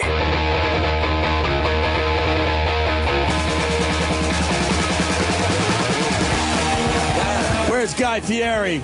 Get him the fuck in here. We're busy. What an intro. Hey, Guy, how are you, brother? I'm good, brother. I like the intro, though. Oh, yeah. I'm a big fan because you went from kind of just traveling around the country eating really badly to becoming a huge star with this But you see Minute this to Win It. you see this petite dancer's figure, and you think I eat badly? I mean, You did this that is 210 of you know. You dropped some dropped it pounds. for a minute. No, it's that camera, man. Is that what it is? I ran Camera into a guy one has time. on? The guy says, "Man, you're not as fat as you're on TV." I said, "Compliment." And he says, and I said, "No, the camera adds 5 pounds." He said, "What, you got 5 cameras?" Yeah. Oh, That minute to win it. That minute to win it. I'm hooked. Oh, that's. I watch. I told Anthony it's the old beat the clock. That's what it is. It is, and so why not call it beat the clock? I don't know. Someone gets money for beat the clock. Someone gets pay someone else? coin. You should see. Did you see the episode where the kids from San Jose, California, 5 kids, won $500,000? I walked off that, man. I slept for like 12 hours after that. It was the adrenaline rush gets so high. Right. You know, the what's going on stage and what you guys see and like that, the way it comes off. Sure. Is really what's going down. It's nuts. Yeah, and when are the new episodes? We only shot 62 episodes last year. That's it? Wow. Yeah, so we took it really easy. Wow. We started with 8, and we kept going back in, and the show had such good, such popularity. So we're shot up until July, and then hopefully we'll jump back in and rock it again. Oh, okay. So they're already done in the can. But the Christmas ones were great. Listen, they were. I'm going to tell you. I'm embarrassed to say. I show back up. I'd been gone for like 2 months. We'd been doing Triple D, and I have another show on Food Network called Guy's Big Bites. So I was shooting that, and I came back and said, "Hey, we're going to do some holiday specials. Can we get you in 2 weeks?" "Yeah, I'll be there." And I show up, and man, my producers blow it out, though. Right. When did you do the Christmas episodes? Like July? Yeah, we did those in May. No, actually, we did them it was actually like 3 weeks before they came out. They had to turn them pretty quick. I always love when you have to make believe it's Christmas in the middle of summer for some dumb TV show. It wasn't as bad as that. I did shoot a show one time. We did a Christmas special at Disney that we had to shoot a year in advance. Wow. At Christmas time, though, because Disney only sets up. A year? In advance. My 5-year-old was like, 4, a little bit younger. But they changed so much in that year. And then people look at him and go, "Do you have another kid?" Right. Is your kid sick? Yes. What do you feed him? Look how he's grown. Right. You got the cookbook out, huh? Guy Fieri. Yeah, what's going on there? Food. Cooking it, loving it, and then living it, and then loving it. Right. Well, love, cook. Whatever. The whole idea. They had to have a tagline, and they wouldn't give. That was like my 9th choice. They wouldn't let me put exactly. I don't have the open airwaves like you cats got, so I had to put something. But this is. If you're a chef and you've been cooking all your life, you have that idea that one day I'm going to do the book. It's going to be like the mother of all books. And we did the Diners, Drive-Ins, and Dives books. We rocked those. We did, like 6, 7 seasons of that. And those books got New York Times bestseller. So that was a really cool thing. So finally I said, okay, I'm done doing that book. I got to do my recipes this time. Right. So it's about 150 plus recipes. And it's recipes with the stories in the background, just all the information. Like if we sat there and had a 5-hour rap session about what do you need to be a chef and what do you got to have in your kitchen, everything from equipment to when to buy mushrooms to this whole thing. But the recipes are pretty gangster. Is there a salad recipe in there for Jimmy? Because he's watching his food. I'm trying to watch what I eat. I like well done salmon. Salmon. I'm trying. It's very hard to eat healthy and good. We all try to eat healthy in this room. You do. I saw you shoveling down yogurt before I walked in. Well, don't tell anyone. No, it's good for you. I know. We need it. You know what? It's not about as much I think you got to watch what you eat, but it's moderation. Yeah. That's really the kicker. And when people see Triple D, they'll go, "Oh, so you're that dude that eats all those cheeseburgers." Quite frankly, I'm not a big fried food guy. I'm more like a Asian food guy. I eat some Hong Kong noodle at 7 a.m. But it's about moderation. And in the book, we do. Yeah, there's some steaks in here. You guys, there's some food you'd like: Bloody Mary flank steak, mojito chicken, sangria prawns. Love to cook with the booze a little bit. That's nice flavor. Works as a good tenderizer. Are you a boozer? Not as much. I mean, don't get me wrong. Not as much. I mean, I had my days in school, but I mean, I know John Daniels pretty well. He's a good cat. So when you're eating all that horrible food, as soon as the cameras go off, you're puking, fingers down the throat? Again, not so much. I'll take 2 or 3 bites. Sometimes I want to eat the whole thing, but I make my producers take it because if I eat it, I'll go into food coma.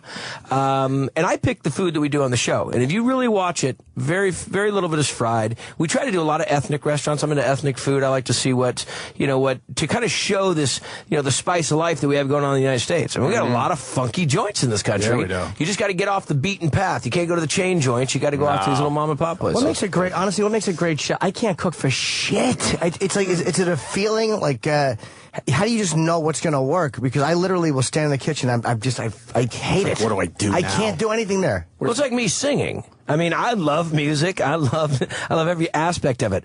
I've got some rhythm, but I can't sing. I mean, I think it sounds awesome until the doghouse, But I'm on stage with Sammy Hagar. We cook together, and he's up there, and we're rocking out. I think I'm doing so awesome. And at the end of it, he pushes my mic away and grabs me around. And he goes, "Hey guys, isn't it great that he can cook?" Oh shit! Scorned by Hagar. I think it is something though that's like an art. You could give somebody a canvas and a brush and some paint and say, hey, paint something nice. You have all the equipment you need. You have the instructions in front of you, but you're not going to be able to do something like an artist can. And I really do think that a good chef has that in them. Because I could look at a recipe card, I could have the pots and pans I need, all the ingredients, add it in, and technically put in everything that needs to go in. But it'll taste like shit. Well, and it's truly that. Well, but look at your craft. I mean, look at how you guys do. You take any topic. Horribly. Yes. No, you take any topic. I had a small food and wine radio show out of the wine country in NorCal where I live, and just trying to stay focused was always my difficulty. Yeah. But you guys, so everybody has their craft or has their talent, but I will tell you this: cooking is so intimidating for people because they're scared of screwing up. And I have some of the fattest Rottweilers that I just shovel. There you go. Yeah, I mean, I don't make every recipe right. It's not like number one. Here you go. Enjoy this. Yeah, take it away. 40-pound Chihuahua. I think what Anthony was saying though is we can play the notes, but we can't make the music. Yes, shit. Jimmy, that is exactly what I was saying. Profound. Thank you. What, do you know the how do I say I would have been out on that one, by the way. I would have just said thank you, good night. Yeah. What was the most unhealthy thing you ever ate when you were doing the TV show? Me or him? You, Jimmy? What was her name? Start with Jimmy? Yeah. Jimmy might enjoy a trend every once in a while. We're not sure. But at least the options, he's got options. He tells a good tale. We're not really sure if it's real or not. The tale? I don't know. I pick the stuff I want to eat. And then I always know that people, if I go to a restaurant and they've got pig ear sandwich, I know that if the 5 of us went rolling into this joint in Omaha and there was pig ear sandwich, one of my buddies would be eating pig ear sandwich. Right. Yeah. I just happen to be the buddy that has the camera on him, so I eat the pig ear sandwich. But I'll tell you, I was at this one joint and we were shooting, and they had sweetbreads, which I'm not a huge fan of. I'm not a real big fan of the parts of the animal that had a job. If it filtered or pushed or licked or it's just or thought. Thank you. More processed. And so they had sweetbreads, which are good but they did their sweetbreads a little al dente, so they were still a little bit runny, kind of like runnies. So I shovel in some of the sweet. Wait! I don't even know what a sweetbread is. It's a gland. Yeah. From what? A sheep? No, a steer or a calf. Okay. But yeah, so they serve up the sweetbread and I got it in my mouth and I'm getting a little jowl sweat, when it's like I'm not processing you so well. So I reach up into the window of the restaurant to grab something fried to maybe like the crunch and the salt to help wash it down. Yeah. And what I reach up and grab, fantastic. How about a little lamb fry, a little lamb nut? No. It didn't go well. What a bad day. Yeah, but I pulled it off. Didn't hit the camera with it. I can't explore food-wise. I'm very stuck in what I like. I can go to different restaurants. I'd like to have a gentleman's meal, but I can't try foreign or exotic food. Oh, meat and potatoes kind of guy. Exactly, sushi. What is a gentleman? A gentleman's meal means I'm truly white trash, but I like to eat someplace that has a fine dining experience. But see, you're not as bad as Sam and Kenny. We got two weirdos on this show that don't like eating. Sam's the worst. Sam doesn't like steak, Guy. Ooh. Well, you know what? A lot of people say they don't like something, and I'll go back to the beginning of when did you first discover you didn't like it? Yeah. Well, it's because somebody usually cooked it really, really improperly, or talk to him. Sam was molested with a steak. Do you want to do a conversion program? I'll come back. I'll bring steak. I'll bring it in a couple different forms. I mean, you do it the right way. But then some people just get mental about the flesh thing, and then there's no saving them. What's on the table? But he'll eat chicken. I will guarantee. So it's not like a flesh thing. You cannot make this guy enjoy steak. Can I have a little pre-interview before I make this decision? I mean, I don't want to do pink slips on the Corvette or anything. In all fairness, you're not the first to try. He's a big wrestling fan. So we figured Mick Foley, big wrestler, right? He's going to feed Sam steak. This is a dream come true for Sam. He hated it. How did you have the steak, Sam? I don't know how did they cook it. It was he doesn't even they know were here what from a it tasted restaurant. like. It was like good steak. It was real good steak. Very nice filet mignon from a very nice restaurant. Very tasty. tasty. Amazing. And what factor of you and steak do you not enjoy? I mean, I've got a Bloody Mary flank steak in here. Bloody Mary, you gotta like Bloody Marys. Oh, man. I don't know. You don't like Bloody Marys either? Well, we're lost then. There's nothing I can do. At least you don't like Bloody Mary. Okay, so what is it about steak you don't necessarily enjoy? Well, I'm very specific about what foods I like, and there's more foods I don't like than foods I like, and steak Do you like hot dogs? No. Just likes the way they're shaped. Guy. Eating them, sitting on them frozen, yes. I'm telling you, you met your match. How old is your youngest kid? 5. That's how he eats. Really? Yeah, we can hang then how on. about we give you a cookie after dinner? I would eat a cookie. What do you like? Like chicken fingers? Chicken fingers. Not chicken. Well, I eat any kind of chicken. Fish sticks. You eat any kind of chicken? As long as bites. it doesn't have a bunch of sauce on it, yeah. Not a bunch of sauce. Right. What is your favorite thing? What's your go? You don't want to know. Fried chicken. Fried chicken. Chicken fingers, fried chicken, yeah. That's it. You're a skinny dude for a fried chicken fan, man. Yeah, that'll go away. So what is it? I mean, I just got to get the foundation of it. What is it about? Say, is it texture? Well, it's just mentally, there's something I can tell by looking at foods, whether I like them or not. Mentally? Yeah, I know. The food mentalist. I know. I can predict I will not like this. Yeah, he's also horribly mothered. His mother still does his laundry. So what happened was he was growing up, and mother allowed him to get away with this instead of slapping his horrible face. Mother allowed this. Yes, she should have forced him to eat what We she get really wanted to mad, but he's happy this Have you ever way. had a carne asada taco? No. Oh. Okay, listen, I'm not backing down on this. This cannot go this way. So you don't like hot dogs? You like sausage? No. Yeah, do you like beef jerky? No. Do you like any type of soup that has any beef flavoring? I don't like soup. Jeez! I'm telling you. Not in the traditional sense. Do you have any recipes? If it's shot on his back, he enjoys it. A nice chowder. If you have any recipes that include pizza rolls, that's the time to clean that out. Do you like pizza with sausage on it? No. Just regular pizza. Well, regular pizza does have sausage on it. No, regular cheese pizza. Just cheese pizza. He would like things that are in boxes in the frozen food section that you could pop in. Like, Listen, I hope a lot of people don't follow suit to this. I could be out of job out of this. Oh yeah. That's rough. No, he's like a child. Although on the road with him at Comic-Con last year, he did eat what we ate in Morton's one night and Palm the next. He ate the Christopher chicken. It was fine. It's fine. It's chicken. What else do you have with the chicken? I forget. Bread, nothing. Mashed potatoes? No, I don't eat mashed potatoes. He doesn't like mashed potatoes. I eat raw potatoes. But everybody here has got some interesting. Is there a banana in that burrito? It's not a burrito. What is that wrapped up in? I'm looking over and I don't want to eavesdrop on your food, but that looks like a banana burrito. This is an energy wrap, and it's got banana, peanut butter. You have the granola, spectrum of people. Raisin. Yes. On a whole wheat, with honey drizzled there on a whole wheat wrap. Where'd you get that? Yeah, we want one of those. That's crazy. At Toasties. He loves Toasties. Toasties is so good. He loves Toasties. Yes. That's what he calls his socks. What did I walk into? I know. A madhouse. If you came in here when I was eating, because I only eat at about 8 o'clock. No, 7 o'clock. I have a couple of slices of turkey on white toast with one slice of American cheese at 7 in the morning. This, by the way, is his hell. This is your hell. What is this, like an intervention? You're gonna the book of my life, and these guys are. I've got the banana burrito guy and the turkey white toast and Mr. No Hot Eating Dog. lunch at 7 in the morning, guy. No, but he has to hear everybody's shitty diet. Like, people tell me jokes. People will say, hey, talk about this on the radio. And this poor guy, everywhere he goes, you know what I like? And he has to fucking feign interest. This crap. I know. And you probably thought doing a radio show is a no-brainer because most radio guys are really fucking fat. Oh, and eat everything. They really are awful. Kind of easy. We try to keep At it radio here, pretty, guy. right? No, you guys, you bring your gloves on. Now, do you like, I love clams. I'm on the clam page. I think most of the guys so in to here do. speak. What is the clam recipe here? That's clam with chorizo. I think that's the one with chorizo. Nice. You take Spanish or Mexican chorizo. Sure, Clams have such chorizo's great good flavor, such a shit, man. predominant flavor, but they can share the plate.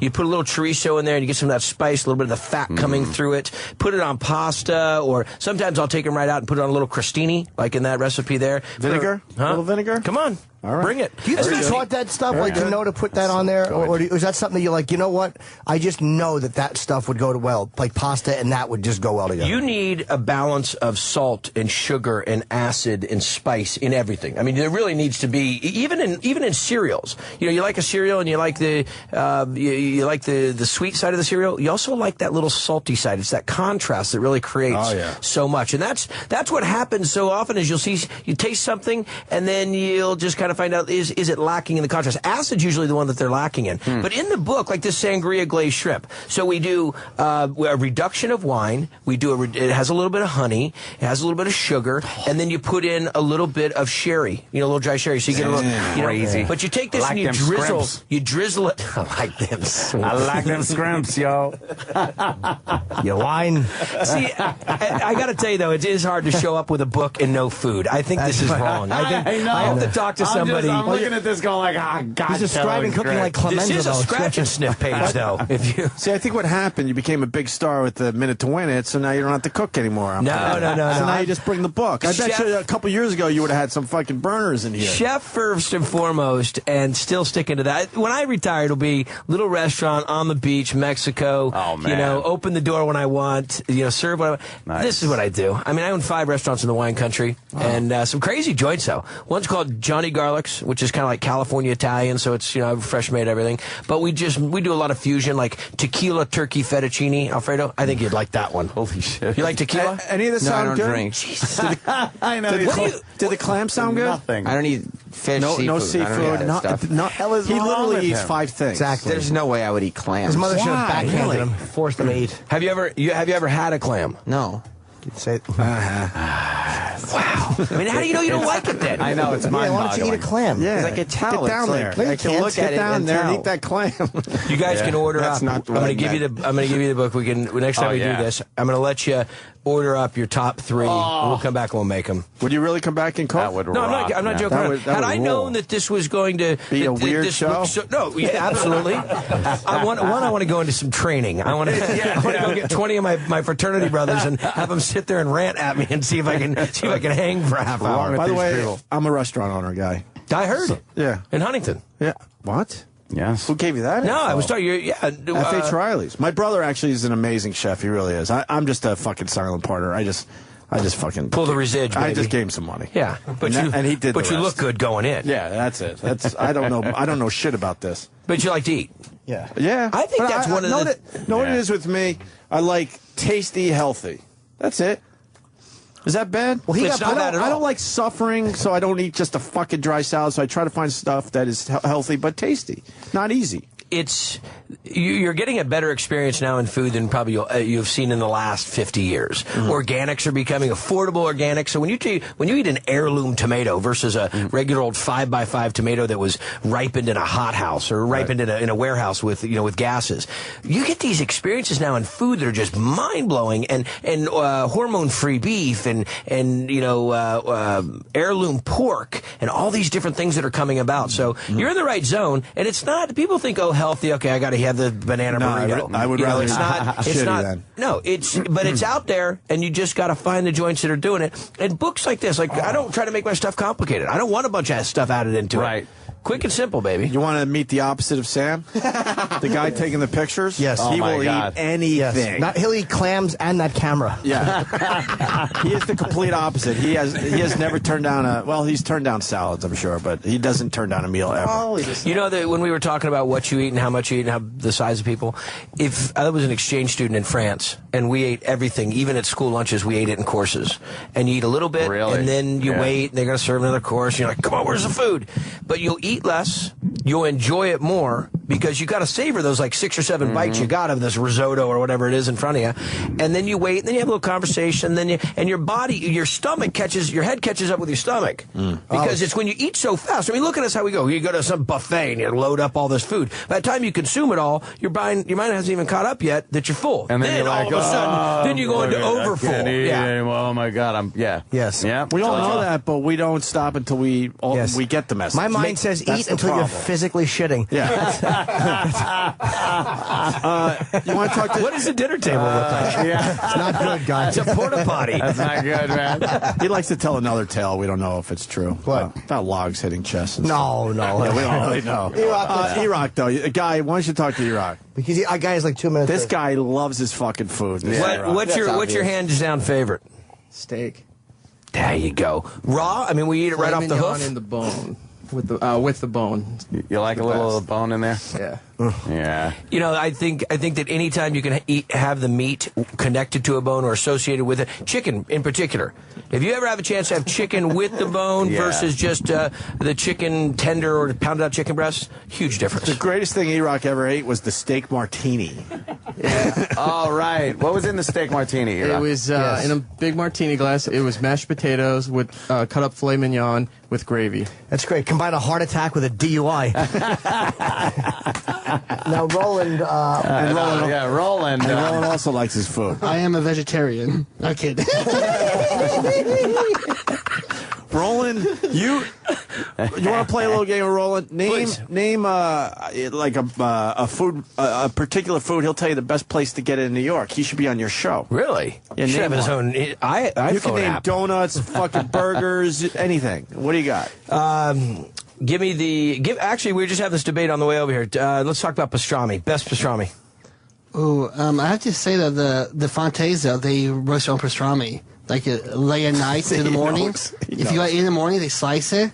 It's so delicious. See, he knows. What is it? And I thought you picked a weird Thanks for calling movie phone. I know. Welcome to foodie phone. Exactly. Oh my God. Guy has a hard out. You have to go? Yeah, no, I don't go. Don't listen to anybody. They don't know what to talk about. Just let them go. Lock the door. Lock the door. But now are you playing your cooler of beer? Are you playing your side of the game? Like, don't listen to them, but you really have to go? No, I do have a thing. We're launching the book. The book just came out today. And the idea behind the book is we're visiting New York here for a bit, then we're off to the Derby. You guys been to the Derby? I'm going this week. Are you? Yeah. Oh, brother, it's out of bounds. So to hit the Derby, and then we home for a couple days. And I'm doing a road show across the country, starting in South Carolina, ended up in Arizona, and it's a food rock and roll show. So we have a bunch of music, bunch of food, cooking, hanging out. I have a 25-gallon blender that's 6 feet high. Jeez. I make cocktails with it. That should be in the studio. That's crazy. I couldn't get through Fort Knox downstairs, though. Awesome. Are you doing signings? Are you doing signings for this? Yeah, we're doing signings in New Jersey tonight and tomorrow. I'm going to guess Ridgewood, Bookends in New Jersey. Is that it? And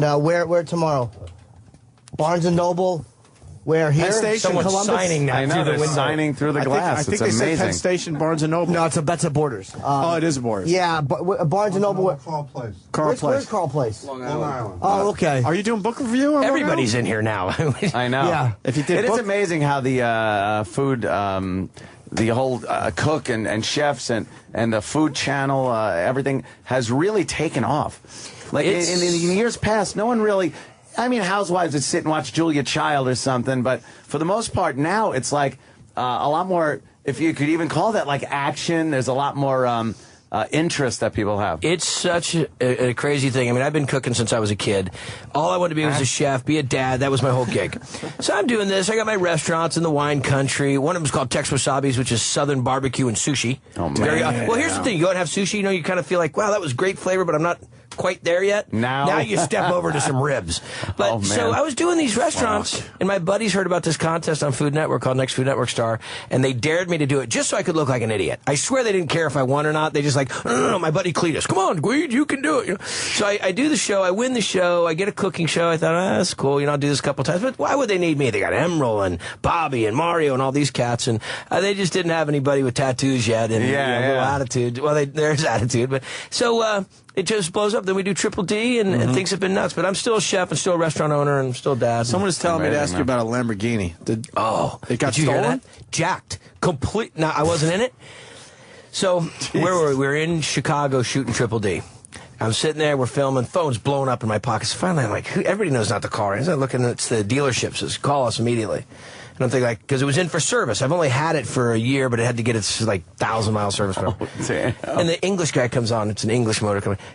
Your car was stolen. And I look at my film crew and I go, if anybody's, if I'm getting punked right now, someone's going to get smacked. You don't joke about a man's Lamborghini. Wow. That was like my big trophy of my career. Oh. Someone broke in through the skylight, rappelled down, dressed as a ninja.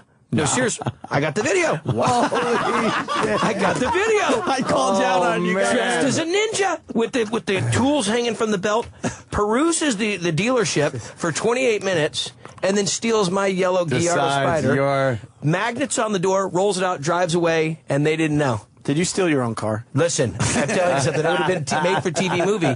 So the car's gone, and it was a real bummer. Have you gotten it back? No, it's 86. It's gone, man. They have a shot of it at like 4:50 in the morning, driving across San Francisco, the Golden Gate Bridge, and that was it. Maybe Pacino is driving it blind behind something. Jacked my out of the dealership. Amazing. Welcome to America. You got to go. Yeah. They're panicking. That means you're a big they're star. making a stink. Yeah. Hey, so, and I'm serious, so thank you guys, big fan. You're hysterical cats. I think that it's so great that you're ready to just say whatever you can say now. But that's the whole transition that's happening. I have this in all my cars, so I think people that don't have satellite are missing it. Man. But thanks for having me, and I'll tell you, the offer to come back and cook, I mean, I will destroy the studio. That'd be great. Yeah, he has great. And I will bring people that will shove steak in his house. Oh, yeah. The book is called Guy Fieri Food. Yeah. And am I missing up the name or no? Food? No, Guy Fieri Food. Cooking and it's big enough. It's only like 3.5 pounds, and it can work as a boat anchor, a small weapon on the side. It's a heavy book. I'm glad you're acknowledging that. No, it's good. You feel like you're getting something. And science. Nice. And the cool thing about it was it's 30 years, man. It's everything from when I was a little kid to what I do now in my restaurants and on my shows. And so I figured if I'm going to get one shot to do my own book, I better make it a big one. So tonight at Bookends in Ridgewood, and then tomorrow Carl Place, Barnes and Noble. Both great places for a sign. Oh, man. All right, we got to take a break. Thank you. Yeah, I guess you guys we are awesome. Thanks. Thank you, Guy. The Opie and Anthony Show. Opie and Anthony on the virus. Sirius XM.